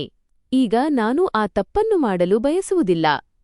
ನಾನು ಅವಳ ಕಡೆ ನೋಡದೆಯೇ ಹೇಳಿದೆ, ಒಂದು ವೇಳೆ ನೀನು ನನಗಾಗಿ ಏನಾದರೂ ಮಾಡಬಲ್ಲೆ ಎಂದಾದರೆ ನನಗೆ ಮಗುವನ್ನು ಹಡೆದುಕೊಡು. ನನಗೆ ಸಂತಾನದ ಅಗತ್ಯವಿದೆ. ನೀನೇನಾದರೂ ನನಗೆ ಮಗುವನ್ನು ನೀಡಿದರೆ ಆಗ ಬಹುಶಃ ನಾನು ನಿನ್ನನ್ನು ಪ್ರೀತಿಸಬಹುದು. ನನ್ನ ಮಾತುಗಳನ್ನು ಕೇಳಿ ಅವಳು ದಂಗಾದಳು. ಯಾರೋ ಹಠಾತ್ತನೆ ಅವಳಿಗೆ ಒಂದು ಕನಸು ತೋರಿಸಿದಂತೆ ಅವಳು ನನ್ನನ್ನು ನೋಡಿದಳು. ನನ್ನ ಹೃದಯವನ್ನು ತಲುಪಲು ಅವಳಿಗೆ ಒಂದು ದಾರಿ ಸಿಕ್ಕಂತಾಯಿತು. ಅವಳು ಮೆಲ್ಲಗೆ ಕೇಳಿದಳು, ನಿಜವೇ? ನಾನು ಹೌದು ಎಂದೆ. ಅವಳು ತಕ್ಷಣ ತನ್ನ ಕಣ್ಣೀರನ್ನು ಒರೆಸಿಕೊಂಡಳು. ಅವಳ ಮುಖದಲ್ಲಿ ಒಂದು ವಿಚಿತ್ರವಾದ ನೆಮ್ಮದಿ ಮೂಡಿತ್ತು ಮತ್ತು ಹೇಳಲಾರಂಭಿಸಿದಳು, ಸರಿ, ನಾನು ನಿಮಗೆ ಮಗುವಿನ ಸುಖವನ್ನು ಖಂಡಿತ ನೀಡುತ್ತೇನೆ. ಅದರ ನಂತರ ಮತ್ತೆ ಮೌನ ಆವರಿಸಿತು. ಆ ಕ್ಷಣದಲ್ಲಿ ನನ್ನ ಹೃದಯದಲ್ಲಿ ಒಂದು ಸಣ್ಣ ಕೊರತೆ ಕಾಡಿತು. ನಾನು ಅವಳೊಂದಿಗೆ ಅತಿಯಾದ ಕಠಿಣತೆಯಿಂದ ನಡೆದುಕೊಂಡೆನೇನೋ ಎಂದು ಅನಿಸಿತು. ನಾನು ಸ್ವಲ್ಪ ಪ್ರೀತಿಯಿಂದ ಮಾತನಾಡಿದ್ದರೆ ಅವಳು ಅಷ್ಟೊಂದು ಅಳುತ್ತಿರಲಿಲ್ಲವೇನೋ ಎಂದುಕೊಂಡೆ. ನಾನು ಅವಳ ಹತ್ತಿರ ಹೋಗಬೇಕೆಂದು ಬಯಸಿದೆ. ಆದರೆ ಅದೇ ಕ್ಷಣದಲ್ಲಿ ನನ್ನ ಹಳೆಯ ದಿನಗಳು ಕಣ್ಣ ಮುಂದೆ ಸುಳಿದವು ಮತ್ತು ಇಲ್ಲ, ಈ ಬಾರಿ ನೀನು ಆ ದಾರಿಯಲ್ಲಿ ಹೋಗಬಾರದು ಎಂದು ನನ್ನ ಮನಸ್ಸು ಹೇಳಿತು. ಆ ದಾರಿ ನಿನ್ನನ್ನು ಎಲ್ಲಿಗೆ ಕರೆದೊಯ್ಯುತ್ತದೆ ಎಂದರೆ ಅಲ್ಲಿಂದ ವಾಪಸ್ ಬರಲು ಸಾಧ್ಯವೇ ಇಲ್ಲ. ನಂತರ ದಿನಗಳು ಕಳೆದವು ಮತ್ತು ಈ ವರ್ಷವೂ ನನಗೆ ತುಂಬಾ ಬ್ಯುಸಿಯಾಗಿತ್ತು. ನಾನು ಮನೆಯಲ್ಲಿ ಹೆಚ್ಚಾಗಿ ಇರುತ್ತಿರಲಿಲ್ಲ. ನಾನು ಅವಳಿಗೆ ಹೆಚ್ಚು ಹತ್ತಿರವಾಗುತ್ತಿರಲಿಲ್ಲ, ಕೇವಲ ಒಂದು ಮಿತಿಯನ್ನು ಕಾಯ್ದುಕೊಂಡಿದ್ದೆ. ಈ ನಡುವೆ ನನ್ನ ತಾಯಿಯ ಆರೋಗ್ಯ ಒಂದು ದಿನ ತುಂಬಾ ಹದಗೆಟ್ಟಿತು ಮತ್ತು ಅವರ ಹಠಾತ್ ಸಾವು ನನಗೆ ಇನ್ನೊಂದು ಆಳವಾದ ಆಘಾತ ನೀಡಿತು. ಈಗ ನರ್ಮದಾ ಮನೆಯಲ್ಲಿ ಸಂಪೂರ್ಣ ಒಂಟಿಯಾಗಿದ್ದಳು. ಆದರೂ ನನಗೆ ಅವಳ ಬಗ್ಗೆ ಯಾವುದೇ ಕಾಳಜಿ ಇರಲಿಲ್ಲ. ಒಂದು ದಿನ ಅವಳು ನನಗೆ ಅಂತಹ ಒಂದು ಸುದ್ದಿಯನ್ನು ನೀಡಿದಳು, ಅದು ನನ್ನನ್ನು ಒಂದು ಕ್ಷಣ ಸ್ತಬ್ಧಗೊಳಿಸಿತು. ಅವಳು ನನ್ನ ಮುಂದೆ ಬಂದು ಸಣ್ಣ ನಗೆಯೊಂದಿಗೆ ಹೇಳಿದಳು, ನಾನು ತಾಯಿಯಾಗಲಿದ್ದೇನೆ. ಅವಳ ಈ ಮಾತುಗಳನ್ನು ಕೇಳಿ ನಾನು ಸಂತೋಷಪಡಲಿಲ್ಲ, ಬದಲಾಗಿ ಆಶ್ಚರ್ಯಚಕಿತನಾದೆ. ನಾನು ತಕ್ಷಣ ಮತ್ತು ಸಮಾಧಾನದಿಂದಲೇ ಪ್ರತಿಕ್ರಿಯಿಸಿದೆ, ಇದು ಹೇಗೆ ಸಾಧ್ಯ? ಅವಳು ಅಂದಳು, ಯಾಕೆ ಸಾಧ್ಯವಿಲ್ಲ? ನಮ್ಮ ಮದುವೆಯಾಗಿ 2 ವರ್ಷಗಳಾಗಿವೆ. ನಿಮಗೆ ಶುಭಸುದ್ದಿ ಬೇಕಿತ್ತಲ್ಲವೇ? ಅವಳು ಯಾವುದೋ ದೊಡ್ಡ ನಿರೀಕ್ಷೆಯಲ್ಲಿದ್ದ ವಸ್ತು ಸಿಕ್ಕಿದಂತೆ ತುಂಬಾ ಸಂತೋಷವಾಗಿ ಕಾಣುತ್ತಿದ್ದಳು. ನಾನು ಕೇವಲ ಸರಿ ಎಂದು ಹೇಳಿದೆ. ನನ್ನ ಪ್ರತಿಕ್ರಿಯೆಯಲ್ಲಿ ಸಂತೋಷವೂ ಇರಲಿಲ್ಲ, ಕೋಪವೂ ಇರಲಿಲ್ಲ. ಅವಳು ಮತ್ತೆ ಹೇಳಿದಳು, ನನ್ನನ್ನು ವೈದ್ಯರ ಬಳಿ ಕರೆದುಕೊಂಡು ಹೋಗಿ, ಈಗಷ್ಟೇ ನಾನು ಮನೆಯಲ್ಲಿ ಟೆಸ್ಟ್ ಮಾಡಿದ್ದೇನೆ. ನಾನು ಅವಳಿಗೆ ನೇರವಾಗಿ ಹೇಳಿದೆ, ನಾನು ನಿನ್ನನ್ನು ವೈದ್ಯರ ಬಳಿ ಕರೆದುಕೊಂಡು ಹೋಗಲು ಸಾಧ್ಯವಿಲ್ಲ. ನನ್ನ ಬಳಿ ಸಮಯವಿಲ್ಲ. ನೀನೇ ಹೋಗಿ ಬಾ. ನಾನು ಅವಳಿಗೆ ಹಣವನ್ನು ನೀಡಿದೆ. ಅವಳು ಮೌನವಾಗಿ ಹಣವನ್ನು ಪಡೆದುಕೊಂಡು ಸರಿ ಎಂದಳು. ಅವಳು ವೈದ್ಯರ ಬಳಿಯಿಂದ ಹಿಂತಿರುಗಿ ಬಂದಾಗ ನಾನು ಅವಳ ಆರೋಗ್ಯದ ಬಗ್ಗೆ ಏನನ್ನೂ ಕೇಳಲಿಲ್ಲ. ಅವಳೇ ಸ್ವತಃ ವೈದ್ಯರು ಎಲ್ಲವೂ ಸರಿಯಾಗಿದೆ ಎಂದು ಹೇಳುತ್ತಿದ್ದಾರೆ ಎಂದು ತಿಳಿಸಿದಳು. ನಾನು ಕೇವಲ ತಲೆ ಅಲ್ಲಾಡಿಸಿದೆ, ಅಂದರೆ ಅದು ನನಗೆ ಅಷ್ಟೇನೂ ವಿಶೇಷವಾದ ವಿಷಯವಲ್ಲ ಎಂಬಂತೆ ವರ್ತಿಸಿದೆ. ದಿನಗಳು ಕಳೆದಂತೆ ಅವಳು ಅಶಕ್ತಳಾಗತೊಡಗಿದಳು. ಕೆಲವೊಮ್ಮೆ ಅವಳಿಗೆ ತಲೆಸುತ್ತು ಬರುತ್ತಿತ್ತು, ಕೆಲವೊಮ್ಮೆ ವಾಂತಿ ಬರುತ್ತಿತ್ತು. ಅವಳ ಮುಖದ ಕಾಂತಿ ಕಡಿಮೆಯಾಗುತ್ತಾ ಬಂತು ಮತ್ತು ಅವಳ ತೂಕವೂ ಇಳಿಯತೊಡಗಿತು. ಅಂತಹ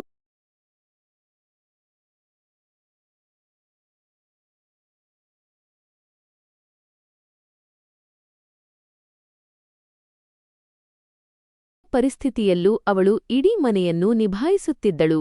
ನನ್ನ ಹೃದಯದಲ್ಲಿ ಅವಳ ಬಗ್ಗೆ ಇನ್ನೂ ಯಾವುದೇ ಸಹಾನುಭೂತಿ ಇರಲಿಲ್ಲ. ಬಹುಶಃ ನಾನು ನನ್ನ ಒಳಗಿನ ಗಾಯಗಳಲ್ಲಿ ಎಷ್ಟು ಮಗ್ನನಾಗಿದ್ದೆಯೆಂದರೆ ಅವಳ ನೋವನ್ನು ಅನುಭವಿಸಲು ನನಗೆ ಸಾಧ್ಯವಾಗುತ್ತಿರಲಿಲ್ಲ. ಕೆಲವೊಮ್ಮೆ ನಾನು ತುಂಬಾ ನಕಾರಾತ್ಮಕವಾಗಿ ಯೋಚಿಸುತ್ತಿದ್ದೆ. ನಾನು ಹೆಚ್ಚಾಗಿ ಮನೆಯಲ್ಲೇ ಇರುತ್ತಿರಲಿಲ್ಲ. ಹಾಗಿರುವಾಗ ಈ ಮಗು ಯಾರದ್ದು? ನನ್ನ ಮೆದುಳು ನನಗೆ ನೆಮ್ಮದಿಯಿಂದ ಇರಲು ಬಿಡುತ್ತಿರಲಿಲ್ಲ. ನಾನು ಸದಾಕಾಲ ಇದೇ ಆಲೋಚನೆಯಲ್ಲಿ ಮುಳುಗಿರುತ್ತಿದ್ದೆ. ಇದಕ್ಕಿಂತ ಮೊದಲು 2 ಹೆಣ್ಣು ಮಕ್ಕಳು ನನಗೆ ದ್ರೋಹ ಮಾಡಿದ್ದರು. ಕಾಲ ಉರುಳಿತು. ನರ್ಮದಾಳಿಗೆ 7ನೇ ತಿಂಗಳು ನಡೆಯುತ್ತಿತ್ತು. ಅವಳ ಸ್ಥಿತಿ ತುಂಬಾ ಕೆಟ್ಟದಾಗಿ ಕಾಣುತ್ತಿತ್ತು. ಅವಳ ಮುಖ ಬಾಡಿ ಹೋಗಿತ್ತು ಮತ್ತು ದೇಹ ಬಹಳ ದುರ್ಬಲವಾಗಿತ್ತು. ಇಷ್ಟೆಲ್ಲ ಇದ್ದರೂ ಅವಳು ಎಲ್ಲವನ್ನೂ ಸಹಿಸಿಕೊಳ್ಳುತ್ತಿದ್ದಳು. ಇತ್ತ ನನ್ನ ಹೃದಯದ ಸಂಶಯವಂತೂ ಕಡಿಮೆಯಾಗುವ ಹೆಸರನ್ನೇ ಎತ್ತುತ್ತಿರಲಿಲ್ಲ. ನಾನು ಪ್ರತಿದಿನ ನರ್ಮದಾಳ ಮುಖವನ್ನು ನೋಡುತ್ತಿದ್ದೆ ಮತ್ತು ಯೋಚಿಸುತ್ತಿದ್ದೆ, ಇವಳು ನಿಜ ಹೇಳುತ್ತಿದ್ದಾಳೋ ಅಥವಾ ನನ್ನೊಂದಿಗೆ ಮತ್ತೊಂದು ಆಟವಾಡುತ್ತಿದ್ದಾಳೋ? ಒಂದು ದಿನ ನಾನು ಮದುವೆಯಾಗಿದ್ದ ನನ್ನೊಬ್ಬ ಸ್ನೇಹಿತನಿಗೆ ಫೋನ್ ಮಾಡಿದೆ. ನಾನು ಅವನನ್ನು ಕೇಳಿದೆ, ಗಂಡ ಮತ್ತು ಹೆಂಡತಿ ಒಬ್ಬರಿಗೊಬ್ಬರು ಹೆಚ್ಚು ಸಮಯ ಕಳೆಯದಿದ್ದರೂ ಮಗು ಆಗಲು ಸಾಧ್ಯವೇ ಎಂದು. ನಾನು ಈ ಪ್ರಶ್ನೆಯನ್ನು ಬಹಳ ಸಾಮಾನ್ಯವಾದ ವಿಷಯ ಎಂಬಂತೆ ಕೇಳಿದೆ.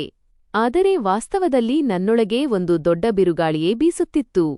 ಅವನು ಸಣ್ಣ ನಗೆಯೊಂದಿಗೆ ಹೇಳಿದನು, ನಮ್ಮ ವಿಷಯದಲ್ಲಿ ಇಂತಹದ್ದೇನೂ ನಡೆದಿಲ್ಲ. ನಾವು ಒಬ್ಬರಿಗೊಬ್ಬರು ಸಾಕಷ್ಟು ಸಮಯ ಕಳೆದಿದ್ದೇವೆ. ಆಮೇಲೆ ಎಲ್ಲೋ ನಮಗೆ ಮೊದಲ ಮಗು ಆಗಿದ್ದು. ನಾವು ಬಹಳ ಚಿಂತೆಯಲ್ಲೂ ಇದ್ದೆವು. ವೈದ್ಯರು ಹೇಳುತ್ತಿದ್ದರು, ಇಂದಿನ ಕಾಲದಲ್ಲಿ ಹೀಗೆಯೇ ಆಗುತ್ತದೆ, ಮಕ್ಕಳು ತಡವಾಗಿ ಆಗುತ್ತಿದ್ದಾರೆ ಎಂದು. ಅವನ ಮಾತುಗಳನ್ನು ಕೇಳಿ ನನ್ನ ಹೃದಯಕ್ಕೆ ನೆಮ್ಮದಿ ಸಿಗುವ ಬದಲು ಇನ್ನೂ ಹೆಚ್ಚಿನ ಅಶಾಂತಿ ಉಂಟಾಯಿತು. ಅವನು ಹೇಳಿದ್ದು ಅವನ ಜೀವನದ ಅನುಭವವಾಗಿತ್ತು, ಆದರೆ ನನಗೆ ಆ ಮಾತು ಮತ್ತೊಂದು ಸಂಶಯವಾಯಿತು. ಅವನು ತಿಳಿಯದೆಯೇ ನನ್ನ ಹೃದಯದಲ್ಲಿ ಮತ್ತೊಂದು ಮುಳ್ಳನ್ನು ಚುಚ್ಚಿದ್ದನು. ನನ್ನ ಮೆದುಳು ತಿರುಗುತ್ತಿತ್ತು. ನಾನು ನನ್ನ ಹೃದಯಕ್ಕೆ ಸಮಾಧಾನಪಡಿಸಲು ಪ್ರಯತ್ನಿಸುತ್ತಿದ್ದೆ. ಪ್ರತಿಯೊಬ್ಬ ಮನುಷ್ಯನ ಜೀವನ ವಿಭಿನ್ನವಾಗಿರುತ್ತದೆ, ದೇಹದ ಪ್ರಕೃತಿ ಬೇರೆಯಾಗಿರುತ್ತದೆ ಎಂದು.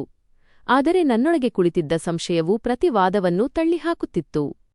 ಈಗ ನಾನು ನರ್ಮದಾಳ ಪ್ರತಿಯೊಂದು ಚಲನವಲನದ ಮೇಲೆ ನಿಗಾ ಇಡಲಾರಂಭಿಸಿದೆ. ಯಾಕೋ ಗೊತ್ತಿಲ್ಲ, ನನಗೆ ಅವಳ ಮೇಲೆ ಸಂಶಯವಿತ್ತು. ನಾನು ಮನೆಯಿಂದ ಹೊರಬಂದ ಮೇಲೆ ಅವಳು ಯಾರನ್ನೋ ಮನೆಗೆ ಕರೆಯುತ್ತಾಳೆ ಎಂದು ನನಗೆ ಅನಿಸುತ್ತಿತ್ತು. ನನ್ನ ಸ್ನೇಹಿತ ಕೇವಲ ಸಾಮಾನ್ಯವಾದ ಮಾತನ್ನು ಹೇಳಿದ್ದನು, ಆದರೆ ಆ ಮಾತು ನನ್ನ ಒಳಗಿನ ಗಾಯಗಳನ್ನು ಮತ್ತೆ ಹಸಿಯಾಗಿಸಿತ್ತು ಮತ್ತು ಈಗ ಎಲ್ಲವೂ ಸರಿಯಾಗಿದೆ ಎಂದು ನಂಬಲು ನನ್ನ ಹೃದಯ ಸಿದ್ಧವಿರಲಿಲ್ಲ. ನನಗೆ ಎಲ್ಲೆಡೆ ದ್ರೋಹವೇ ಕಾಣಿಸುತ್ತಿತ್ತು. ಒಂದು ದಿನವಂತೂ ಮಿತಿಯೇ ಮೀರಿಹೋಯಿತು.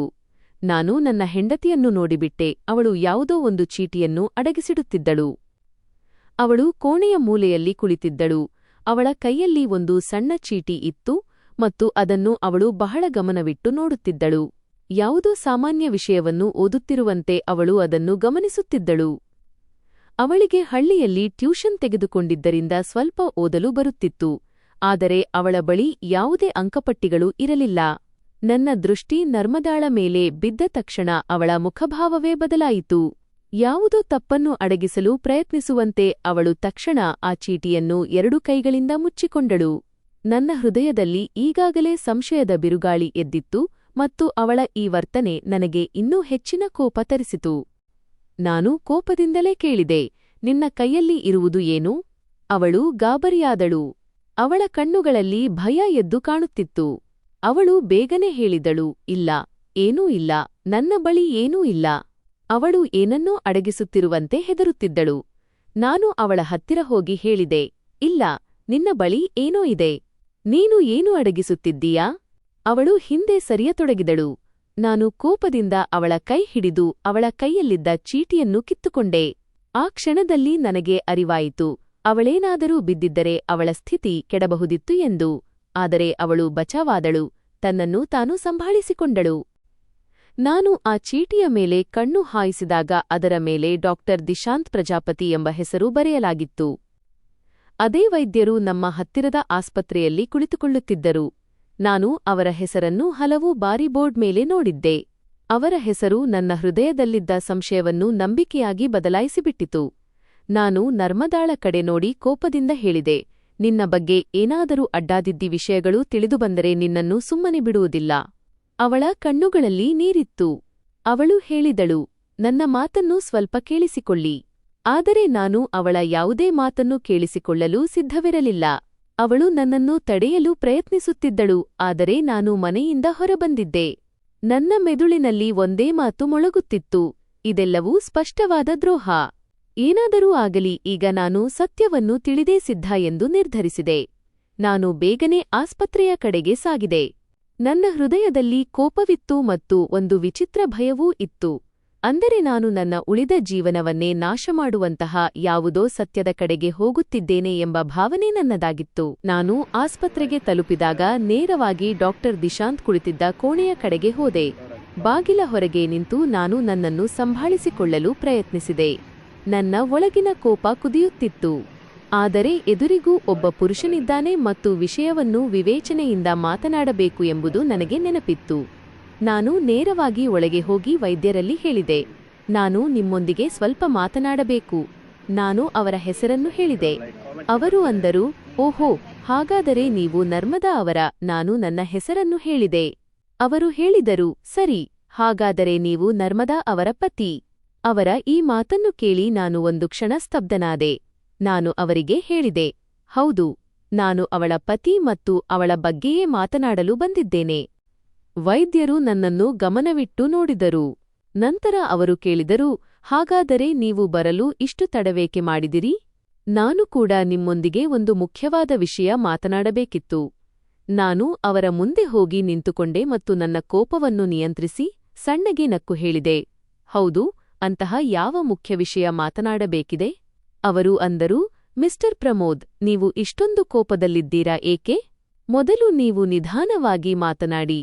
ನಾನು ಅವರ ಕಣ್ಣುಗಳನ್ನು ನೋಡಿ ಕೋಪದಿಂದಲೇ ಕೇಳಿದೆ, ಏನೆಂದು ಹೇಳಿ?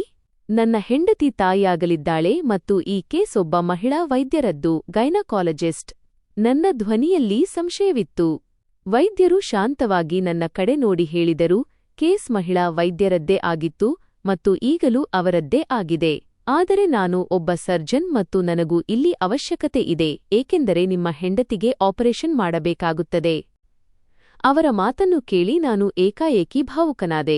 ನಾನು ಹೇಳಿದೆ, ಹೌದು, ನೀವು ವೈದ್ಯರು ಹಣ ಮಾಡುವ ಉದ್ದೇಶದಿಂದ ರೋಗಿಗೆ ಆಪರೇಷನ್ ಮಾಡಿಯೇ ತೀರುತ್ತೀರಿ. ಅವಳು ವಯಸ್ಸಿನಲ್ಲಿ ಚಿಕ್ಕವಳು, ಅವಳಿಗೆ ನಾರ್ಮಲ್ ಡೆಲಿವರಿ ಏಕಾಗಬಾರದು? ವೈದ್ಯರು ನನ್ನ ಮಾತನ್ನು ಕೇಳಿ ಬಹಳ ಸಮಾಧಾನದಿಂದ ಹೇಳಿದರು, ನೀವು ಮನೆಯಿಂದ ಜಗಳವಾಡಿ ಬಂದಿದ್ದೀರಿ, ಅದಕ್ಕೆ ಈ ರೀತಿ ಮಾತನಾಡುತ್ತಿದ್ದೀರಿ. ನಾವು ಸುಮ್ಮನೆ ಯಾರಿಗೂ ಆಪರೇಷನ್ ಮಾಡುವುದಿಲ್ಲ. ವಿಷಯವೇನೆಂದರೆ, ನಿಮ್ಮ ಹೆಂಡತಿಗೆ ನಾವು ಮೊದಲೇ ತಿಳಿಹೇಳಿದ್ದೆವು, ಅವರು ಈ ಪ್ರೆಗ್ನೆನ್ಸಿಯನ್ನು ಮುಂದುವರಿಸಬಾರದು ಎಂದು. ಏಕೆಂದರೆ ಅವರ ಆರೋಗ್ಯ ಸ್ಥಿತಿ ತುಂಬಾ ಕೆಟ್ಟದಾಗಿದೆ ಮತ್ತು ಅವರು ಮಗುವಿಗೆ ಜನ್ಮ ನೀಡಿದರೆ ಅವರು ಈ ಪ್ರಪಂಚದಲ್ಲಿ ಉಳಿಯುವುದು ಕಷ್ಟ. ವೈದ್ಯರು ಹೇಳಿದ ಈ ಮಾತನ್ನು ಕೇಳಿದಾಗ ನನ್ನ ದೇಹದ ಮೇಲೆ ಸಿಡಿಲು ಬಡಿದಂತಾಯಿತು. ನಾನು ನೇರವಾಗಿ ಕುಳಿತುಕೊಂಡೆ.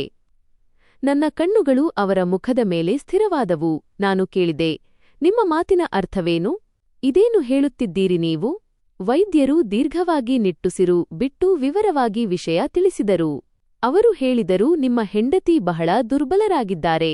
ಪ್ರತಿಯೊಬ್ಬ ಹೆಣ್ಣಿನ ದೇಹವು ಮಗು ಹಡೆಯಲು ಸಿದ್ಧವಾಗಿರುವುದಿಲ್ಲ. ಅವರ ವಿಷಯದಲ್ಲೂ ಇದೇ ಸಮಸ್ಯೆಯಿದೆ. ಈ ಪ್ರೆಗ್ನೆನ್ಸಿಯನ್ನು ಸಹಿಸಿಕೊಳ್ಳುವಷ್ಟು ಶಕ್ತಿಯವರ ದೇಹದಲ್ಲಿಲ್ಲ. ನನ್ನ ಹೃದಯದ ಬಡಿತ ಜೋರಾಯಿತು. ನಾನು ಮೌನವಾಗಿ ಅವರ ಮಾತನ್ನು ಕೇಳುತ್ತಿದ್ದೆ.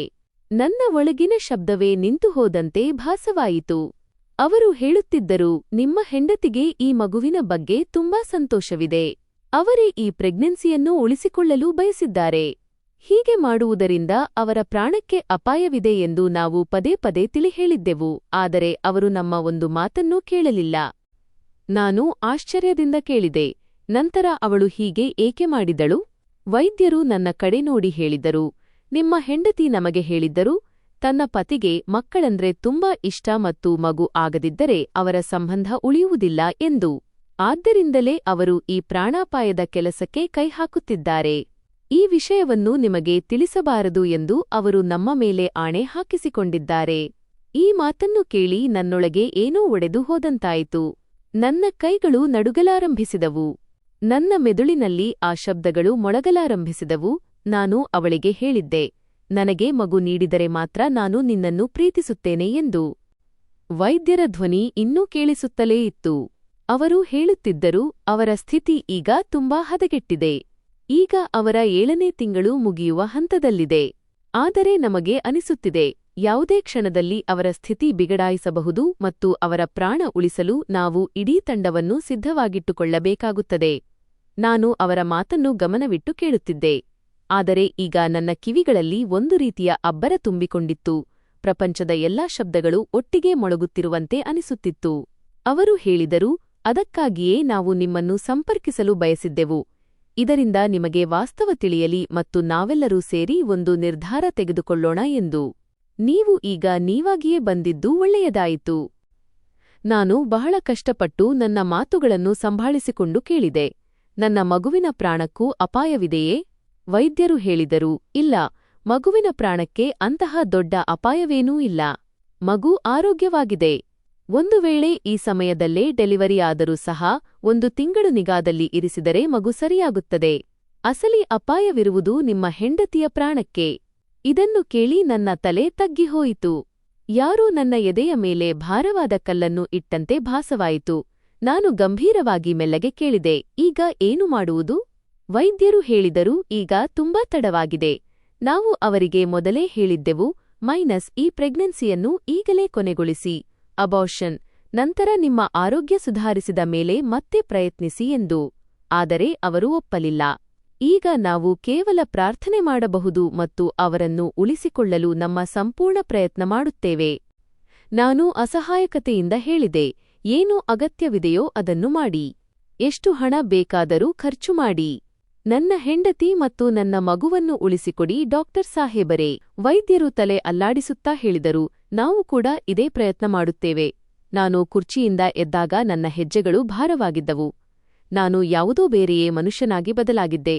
ನಾನು ಆಸ್ಪತ್ರೆಯಿಂದ ಹೊರಬಂದಾಗ ನನ್ನ ಆಲೋಚನೆಗಳೇ ಬದಲಾಗಿದ್ದವು. ನನ್ನ ಹೃದಯವೇ ನನ್ನ ವಿರುದ್ಧ ಸಾಕ್ಷಿ ಹೇಳುತ್ತಿತ್ತು.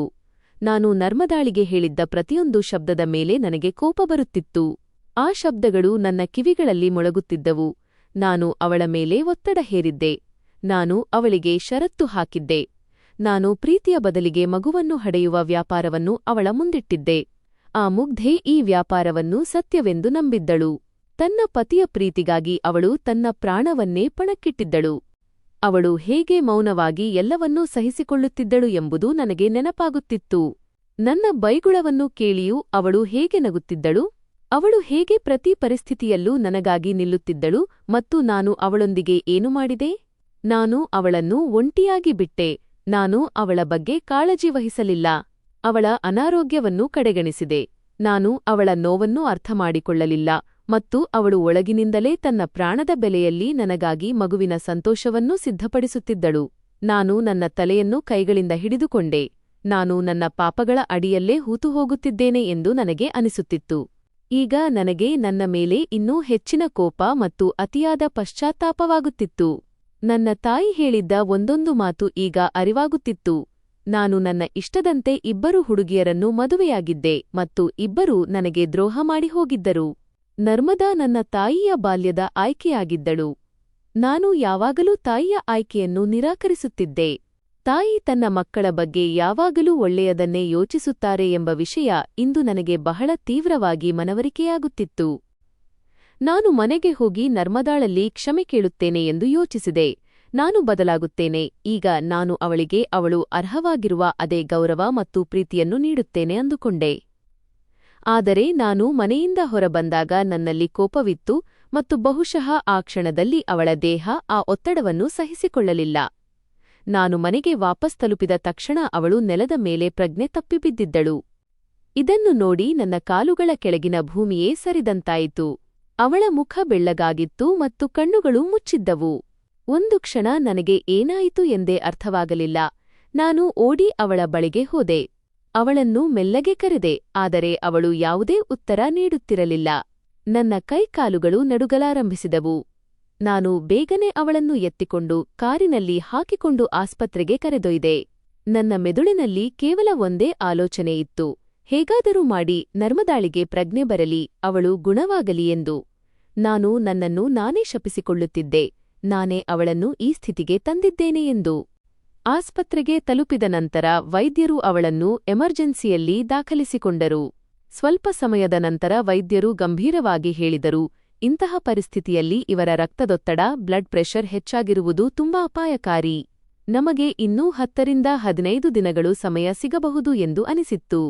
ಆದರೆ ಈಗ ಈ ಕೇಸ್ ಬಹಳ ಕಷ್ಟಕರವಾಗಿದೆ, ಏಕೆಂದರೆ ಇವರ ಸಮಯ ಈಗಲೇ ಶುರುವಾಗಿದೆ.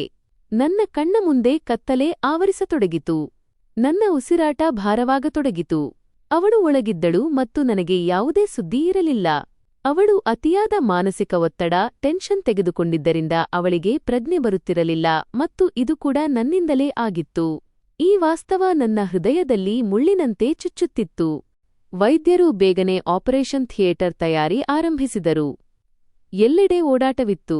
ನನ್ನನ್ನು ಹೊರಗಿನ ವೈಟಿಂಗ್ ರೂಂನಲ್ಲಿ ಕುಳ್ಳಿರಿಸಲಾಯಿತು. ನಾನು ಕುರ್ಚಿಯ ಮೇಲೆ ಕುಳಿತಿದ್ದೆ, ಆದರೆ ನನ್ನೊಳಗೆ ನೆಮ್ಮದಿಯೆಂಬುದು ಕಿಂಚಿತ್ತೂ ಇರಲಿಲ್ಲ. ಕಣ್ಣುಗಳು ಪದೇ ಪದೇ ಬಾಗಿಲ ಕಡೆಗೆ ಹೋಗುತ್ತಿದ್ದವು. ಪ್ರತಿಯೊಂದು ನಿಮಿಷವೂ ವರ್ಷಗಳಂತೆ ಅನಿಸುತ್ತಿತ್ತು. ಸಮಯ ಕಳೆಯುತ್ತಿತ್ತು ಮತ್ತು ಆಪರೇಷನ್ ನಡೆಯುತ್ತಿತ್ತು. ಸಾಮಾನ್ಯವಾಗಿ ಆಪರೇಷನ್ ಅರ್ಧ ಗಂಟೆ ಅಥವಾ 20 ನಿಮಿಷಗಳಲ್ಲಿ ಪೂರ್ಣಗೊಳ್ಳುತ್ತದೆ. ಆದರೆ ಈ ಬಾರಿ 2 ಗಂಟೆಗಳು ಕಳೆದಿದ್ದವು ಮತ್ತು ಇದುವರೆಗೆ ಯಾವುದೇ ಸುದ್ದಿ ಬಂದಿರಲಿಲ್ಲ. ನನ್ನ ಹೃದಯದ ಬಡಿತ ಹೆಚ್ಚಾಗುತ್ತಿತ್ತು. ನಾನು ಪದೇ ಪದೇ ಕೈ ಮುಗಿಯುತ್ತಿದ್ದೆ. ಕಣ್ಣು ಮುಚ್ಚಿ ಪ್ರಾರ್ಥನೆ ಮಾಡುತ್ತಿದ್ದೆ. ಚಾವಣಿಯನ್ನು ನೋಡುತ್ತಿದ್ದೆ. ನಂತರ ಹಠಾತ್ತನೆ ಒಂದು ಶಬ್ದ ಕೇಳಿಸಿತು, ಮಗು ಅಳುವ ಶಬ್ದ. ನರ್ಸ್ ಹೊರಗೆ ಬಂದು ಹೇಳಿದರು, ನಿಮ್ಮ ಮಗು ಸುರಕ್ಷಿತವಾಗಿದೆ, ಅದರ ಸ್ಥಿತಿ ಸರಿಯಾಗಿದೆ. ನನ್ನ ದೇಹದಲ್ಲಿ ಒಂದು ಕ್ಷಣ ನೆಮ್ಮದಿಯ ಅಲೆ ಹರಿಯಿತು. ಆದರೆ ಆ ನೆಮ್ಮದಿ ಇನ್ನೂ ಪೂರ್ಣವಾಗಿರಲಿಲ್ಲ, ಏಕೆಂದರೆ ನನ್ನ ಹೆಂಡತಿ ಇನ್ನೂ ಒಳಗಿದ್ದಳು. ಅವಳ ಬಗ್ಗೆ ನನಗೆ ಇದುವರೆಗೆ ಯಾವುದೇ ಸುದ್ದಿ ಸಿಕ್ಕಿರಲಿಲ್ಲ. ಸಮಯ ನಿಂತು ಹೋದಂತೆ ಭಾಸವಾಗುತ್ತಿತ್ತು ಮತ್ತು ಪ್ರತಿಕ್ಷಣವೂ ಭಾರವೆನಿಸುತ್ತಿತ್ತು. ಇದೆಲ್ಲವೂ ನನ್ನಿಂದಲೇ ಆಗಿದ್ದು. ನಾನು ಅವಳೊಂದಿಗೆ ಬಹಳ ಕೆಟ್ಟದಾಗಿ ನಡೆದುಕೊಂಡೆ. ಅವಳನ್ನು ಒಂಟಿಯಾಗಿ ಬಿಟ್ಟೆ. ಅವಳನ್ನು ಹೆದರಿಸಿ ಇಟ್ಟಿದ್ದೆ. ಪ್ರೀತಿಯ ಬದಲಿಗೆ ಅವಳಿಗೆ ಷರತ್ತು ವಿಧಿಸಿದೆ ಮತ್ತು ಆ ಮುಗ್ಧೆ ಈ ಷರತ್ತನ್ನು ಪೂರೈಸಲು ತನ್ನ ಪ್ರಾಣವನ್ನೇ ಪಣಕ್ಕಿಟ್ಟಳು ಎಂದು ನಾನು ಪದೇ ಪದೇ ನನಗೆ ನಾನೇ ಹೇಳಿಕೊಳ್ಳುತ್ತಿದ್ದೆ. ನನ್ನ ಕಣ್ಣುಗಳಲ್ಲಿ ಸತತವಾಗಿ ನೀರು ಬರುತ್ತಿತ್ತು. ಹೇ ಭಗವಂತ, ಕೇವಲ ಒಂದು ಬಾರಿ ನನ್ನ ನರ್ಮದಾಳನ್ನು ಉಳಿಸಿಕೊಡು. ನಾನು ಅವಳಿಗೆ ಎಂದಿಗೂ ದುಃಖ ನೀಡುವುದಿಲ್ಲ. ನಾನು ಅವಳನ್ನು ನನ್ನ ಪ್ರಾಣಕ್ಕಿಂತ ಹೆಚ್ಚಾಗಿ ಪ್ರೀತಿಸುತ್ತೇನೆ. ಅವಳ ಕಣ್ಣಲ್ಲಿ ಎಂದಿಗೂ ನೀರು ಬರದಂತೆ ನಾನು ಅವಳನ್ನು ಸಂತೋಷವಾಗಿಡುತ್ತೇನೆ ಎಂದು ಬೇಡಿಕೊಳ್ಳುತ್ತಿದ್ದೆ. ನನ್ನ ಸ್ಥಿತಿ ಎಂತದಾಗಿತ್ತು ಎಂದರೆ ನಾನು ಯಾರ ಬಗ್ಗೆಯೂ ತಲೆಕೆಡಿಸಿಕೊಳ್ಳುತ್ತಿರಲಿಲ್ಲ. ನಾನು ಕೇವಲ ಒಂದೇ ವಿಷಯವನ್ನು ಕೇಳುತ್ತಿದ್ದೆ, ನನ್ನ ಹೆಂಡತಿ, ನನ್ನ ನರ್ಮದಾ. ನಾನು ಇದೇ ಸ್ಥಿತಿಯಲ್ಲಿ ವೈಟಿಂಗ್ ರೂಂನಲ್ಲಿ ಕುಳಿತಿದ್ದೆ. ನನ್ನ ಮಗ ಸರಿಯಾಗಿದ್ದ, ಆದರೆ ನನ್ನ ಹೆಂಡತಿಯ ವಿಷಯ ಮಾತ್ರ ತುಂಬಾ ಗಂಭೀರವಾಗಿತ್ತು. ಅವಳನ್ನು ತಕ್ಷಣವೇ ಐಸಿಯು ಸ್ಥಳಾಂತರಿಸಲಾಯಿತು. ವೈದ್ಯರು ಅವಳಿಗೆ ಈಗಾಗಲೇ 10 ಬಾಟಲಿ ರಕ್ತ ನೀಡಲಾಗಿದೆ ಎಂದು ತಿಳಿಸಿದರು. ಅವಳ ದೇಹ ತುಂಬಾ ದುರ್ಬಲವಾಗಿತ್ತು. ಪ್ರತಿ ಕ್ಷಣವೂ ಅವಳ ಸ್ಥಿತಿ ಚಿಂತಾಜನಕವಾಗಿತ್ತು. ನಾನು ಕೇವಲ ಪ್ರಾರ್ಥಿಸುತ್ತಿದ್ದೆ. ನನ್ನ ಇಡೀ ಆಸ್ತಿಯನ್ನು ಕೊಡಬೇಕಾದರೂ ನಾನು ಸಿದ್ಧ, ನನಗೆ ಬೇರೇನೂ ಬೇಡ, ಅವಳ ಪ್ರಾಣ ಉಳಿದರೆ ಸಾಕು ಎಂದು. ಮುಂದಿನ 48 ಗಂಟೆಗಳು ಅತ್ಯಂತ ಅಪಾಯಕಾರಿ, ಕೇವಲ ಪ್ರಾರ್ಥನೆ ಮಾಡಿ ಎಂದು ವೈದ್ಯರು ಹೇಳಿದರು. ನಾನು ಪದೇ ಪದೇ ಬಾಗಿಲ ಹೊರಗೆ ನಿಲ್ಲುತ್ತಿದ್ದೆ, ಒಮ್ಮೆ ಕುಳಿತುಕೊಳ್ಳುತ್ತಿದ್ದೆ, ಒಮ್ಮೆ ಎದ್ದೇಳುತ್ತಿದ್ದೆ. ನನಗೆ ನನ್ನ ದೇಹದ ಅರಿವೇ ಇರಲಿಲ್ಲ. ನಂತರ ನಿಧಾನವಾಗಿ ಒಂದು ಪವಾಡ ಸಂಭವಿಸಿತು. ಅವಳ ಸ್ಥಿತಿಯಲ್ಲಿ ಸ್ವಲ್ಪ ಬದಲಾವಣೆ ಕಾಣಿಸಿಕೊಳ್ಳಲಾರಂಭಿಸಿತು. ಅವಳಿಗೆ ಪ್ರಜ್ಞೆ ಬಂದಿತ್ತು. ಅಪಾಯ ಇನ್ನೂ ಸಂಪೂರ್ಣವಾಗಿ ತಪ್ಪಿಲ್ಲ, ಆದರೆ ಈಗ ಭರವಸೆ ಇದೆ ಎಂದು ವೈದ್ಯರು ಹೇಳಿದರು. ನಾನು ಮೊದಲ ಬಾರಿಗೆ ನೆಮ್ಮದಿಯ ನಿಟ್ಟುಸಿರು ಬಿಟ್ಟೆ. ಆದರೆ ಆ ನೆಮ್ಮದಿ ಇನ್ನೂ ಪೂರ್ಣವಾಗಿರಲಿಲ್ಲ, ಏಕೆಂದರೆ ಅವಳು ಇನ್ನೂ ಸಂಪೂರ್ಣವಾಗಿ ಗುಣಮುಖಳಾಗಿರಲಿಲ್ಲ. ಇದರ ನಂತರ ಸುಮಾರು 1 ತಿಂಗಳು ಆಸ್ಪತ್ರೆಯಲ್ಲಿಯೇ ಇರಬೇಕಾಯಿತು. ಮಗುವನ್ನೂ ಸಹ ಇನ್ಕ್ಯುಬೇಟರ್ನಲ್ಲಿ ಇರಿಸಲಾಗಿತ್ತು. ಮಗು ಕೂಡ 1 ತಿಂಗಳು ನಿಗಾದಲ್ಲಿತ್ತು. ಈ ಇಡೀ ತಿಂಗಳು ನನ್ನ ಜೀವನ ಕೇವಲ ಆಸ್ಪತ್ರೆಗೆ ಅಲೆಯುವುದರಲ್ಲಿಯೇ ಕಳೆದು ಹೋಯಿತು. ಕೊನೆಗೂ ನನ್ನ ಪತ್ನಿ ಮನೆಗೆ ಹಿಂದಿರುಗುವ ಆ ದಿನ ಬಂದೇ ಬಿಟ್ಟಿತು. ಅವಳ ಸ್ಥಿತಿ ಮೊದಲಿನಂತಿರಲಿಲ್ಲ, ಅವಳು ದುರ್ಬಲಳಾಗಿದ್ದಳು, ಆದರೆ ಬದುಕಿದ್ದಳು. ಮಗು ಕೂಡ ಗುಣಮುಖವಾಗಿತ್ತು. ಮನೆಯಲ್ಲಿ ಮತ್ತೆ ಚೈತನ್ಯ ಮರಳಿತ್ತು. ಇದರ ನಂತರವೂ ನಾನು ಪ್ರತಿಕ್ಷಣ ನೆಮ್ಮದಿಯ ನಿಟ್ಟುಸಿರು ಬಿಡುತ್ತಿದ್ದೆ. ನನ್ನ ಮಗ ಆರಾಮವಾಗಿದ್ದಾನೆ ಮತ್ತು ನನ್ನ ಪತ್ನಿ ಬದುಕಿದ್ದಾಳೆ ಎಂಬ ಖುಷಿ ನನಗಿತ್ತು. ಇದರ ನಂತರ ಅವಳಿಗೆ ಯಾವುದೇ ತೊಂದರೆಯಾಗದಂತೆ ನಾನು ಶಕ್ತಿಮೀರಿ ಪ್ರಯತ್ನಿಸಿದೆ. ನಾನು ಅವಳನ್ನು ಎಷ್ಟು ಚೆನ್ನಾಗಿ ನೋಡಿಕೊಂಡೆ ಎಂದರೆ ಅವಳು ಸ್ವತಃ ಆಶ್ಚರ್ಯಪಟ್ಟಳು. ನೀವು ಬದಲಾಗಿದ್ದೀರಿ ಎಂದು ಅವಳು ಹೇಳುತ್ತಿದ್ದಳು, ಆದರೆ ನಾನು ಮೌನವಾಗಿದ್ದೆ. ಏಕೆಂದರೆ ನಾನು ಬದಲಾಗುತ್ತಿಲ್ಲ, ಬದಲಾಗಿ ನನ್ನ ಪಾಪಗಳಿಗೆ ಪಶ್ಚಾತ್ತಾಪ ಪಡುತ್ತಿದ್ದೇನೆ ಎಂದು ನನಗೆ ತಿಳಿದಿತ್ತು. ಒಂದು ದಿನ ನಾನು ಧೈರ್ಯ ಮಾಡಿ ವೈದ್ಯರು ನನಗೆ ಹೇಳಿದ್ದನ್ನು ಮತ್ತು ನಾನು ಅಂದುಕೊಂಡಿದ್ದನ್ನೆಲ್ಲ ಅವಳಿಗೆ ತಿಳಿಸಿದೆ. ಅವಳು ನನ್ನ ಮಾತು ಕೇಳಿ, ಇದನ್ನು ಮೊದಲೇ ಹೇಳಬಾರದಿತ್ತೇ ಎಂದಳು. ನಾನು ಅವಳನ್ನು ನೋಡಿ, ನನ್ನ ಸಂತೋಷಕ್ಕಾಗಿ ನೀನು ನಿನ್ನ ಪ್ರಾಣವನ್ನೇ ಪಣಕ್ಕಿಟ್ಟಿದ್ದೀಯಾ, ಈ ವಿಷಯವನ್ನು ನಾನು ಎಂದಿಗೂ ಮರೆಯಲು ಸಾಧ್ಯವಿಲ್ಲ ಎಂದೆ. ಮನುಷ್ಯನಿಗೆ ನಿಷ್ಠಾವಂತ ಹೆಣ್ಣು ಜೀವನದಲ್ಲಿ ಒಮ್ಮೆ ಮಾತ್ರ ಸಿಗುತ್ತಾಳೆ. ನೀನೇ ನನ್ನ ಜೀವನದ ಏಕೈಕ ನಿಷ್ಠಾವಂತ ಹೆಣ್ಣು. ನಿನ್ನನ್ನು ನಾನು ಎಂದಿಗೂ ಏಕಾಂಗಿಯಾಗಿ ಬಿಡುವುದಿಲ್ಲ ಎಂದು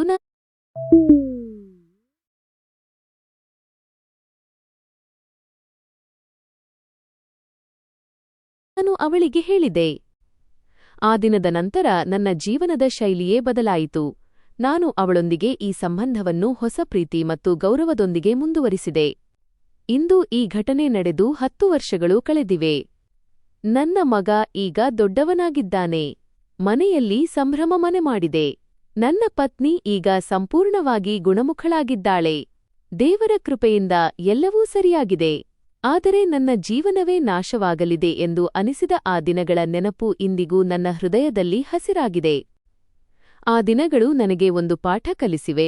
ಪ್ರತಿಯೊಬ್ಬ ಮನುಷ್ಯನೂ ಕೆಟ್ಟವನಲ್ಲ ಮತ್ತು ಭರವಸೆ ಇಡುವ ಪ್ರತಿಯೊಬ್ಬ ಮನುಷ್ಯನೂ ತಪ್ಪು ಮಾಡುವುದಿಲ್ಲ. ಅಸಲಿ ತಪ್ಪು ನಂಬಿಕೆ ದ್ರೋಹ ಮಾಡುವವನದ್ದಾಗಿರುತ್ತದೆ. ಆದ್ದರಿಂದ ನಂಬಿಕೆ ಇಡಬೇಕು, ಆದರೆ ವಿವೇಚನೆಯಿಂದ. ಕ್ಷಮೆ ಮತ್ತು ಮೃದುತ್ವವು ಮನುಷ್ಯನನ್ನು ಒಳಗಿನಿಂದ ಸದೃಢಗೊಳಿಸುತ್ತದೆ ಎಂಬ ಭಾವನೆ ಹೃದಯದಲ್ಲಿರಬೇಕು.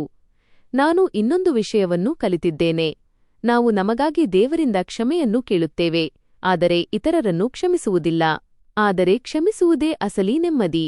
ದೃಷ್ಟಿ ಮತ್ತು ನೈನಾ ಬಗ್ಗೆ ನನ್ನ ಹೃದಯದಲ್ಲಿದ್ದ ಭಾವನೆಗಳನ್ನು ನಾನು ನಿಧಾನವಾಗಿ ಹೊರಹಾಕಿದೆ. ನಡೆದು ಹೋದದ್ದು ಮುಗಿದು ಹೋಯಿತು.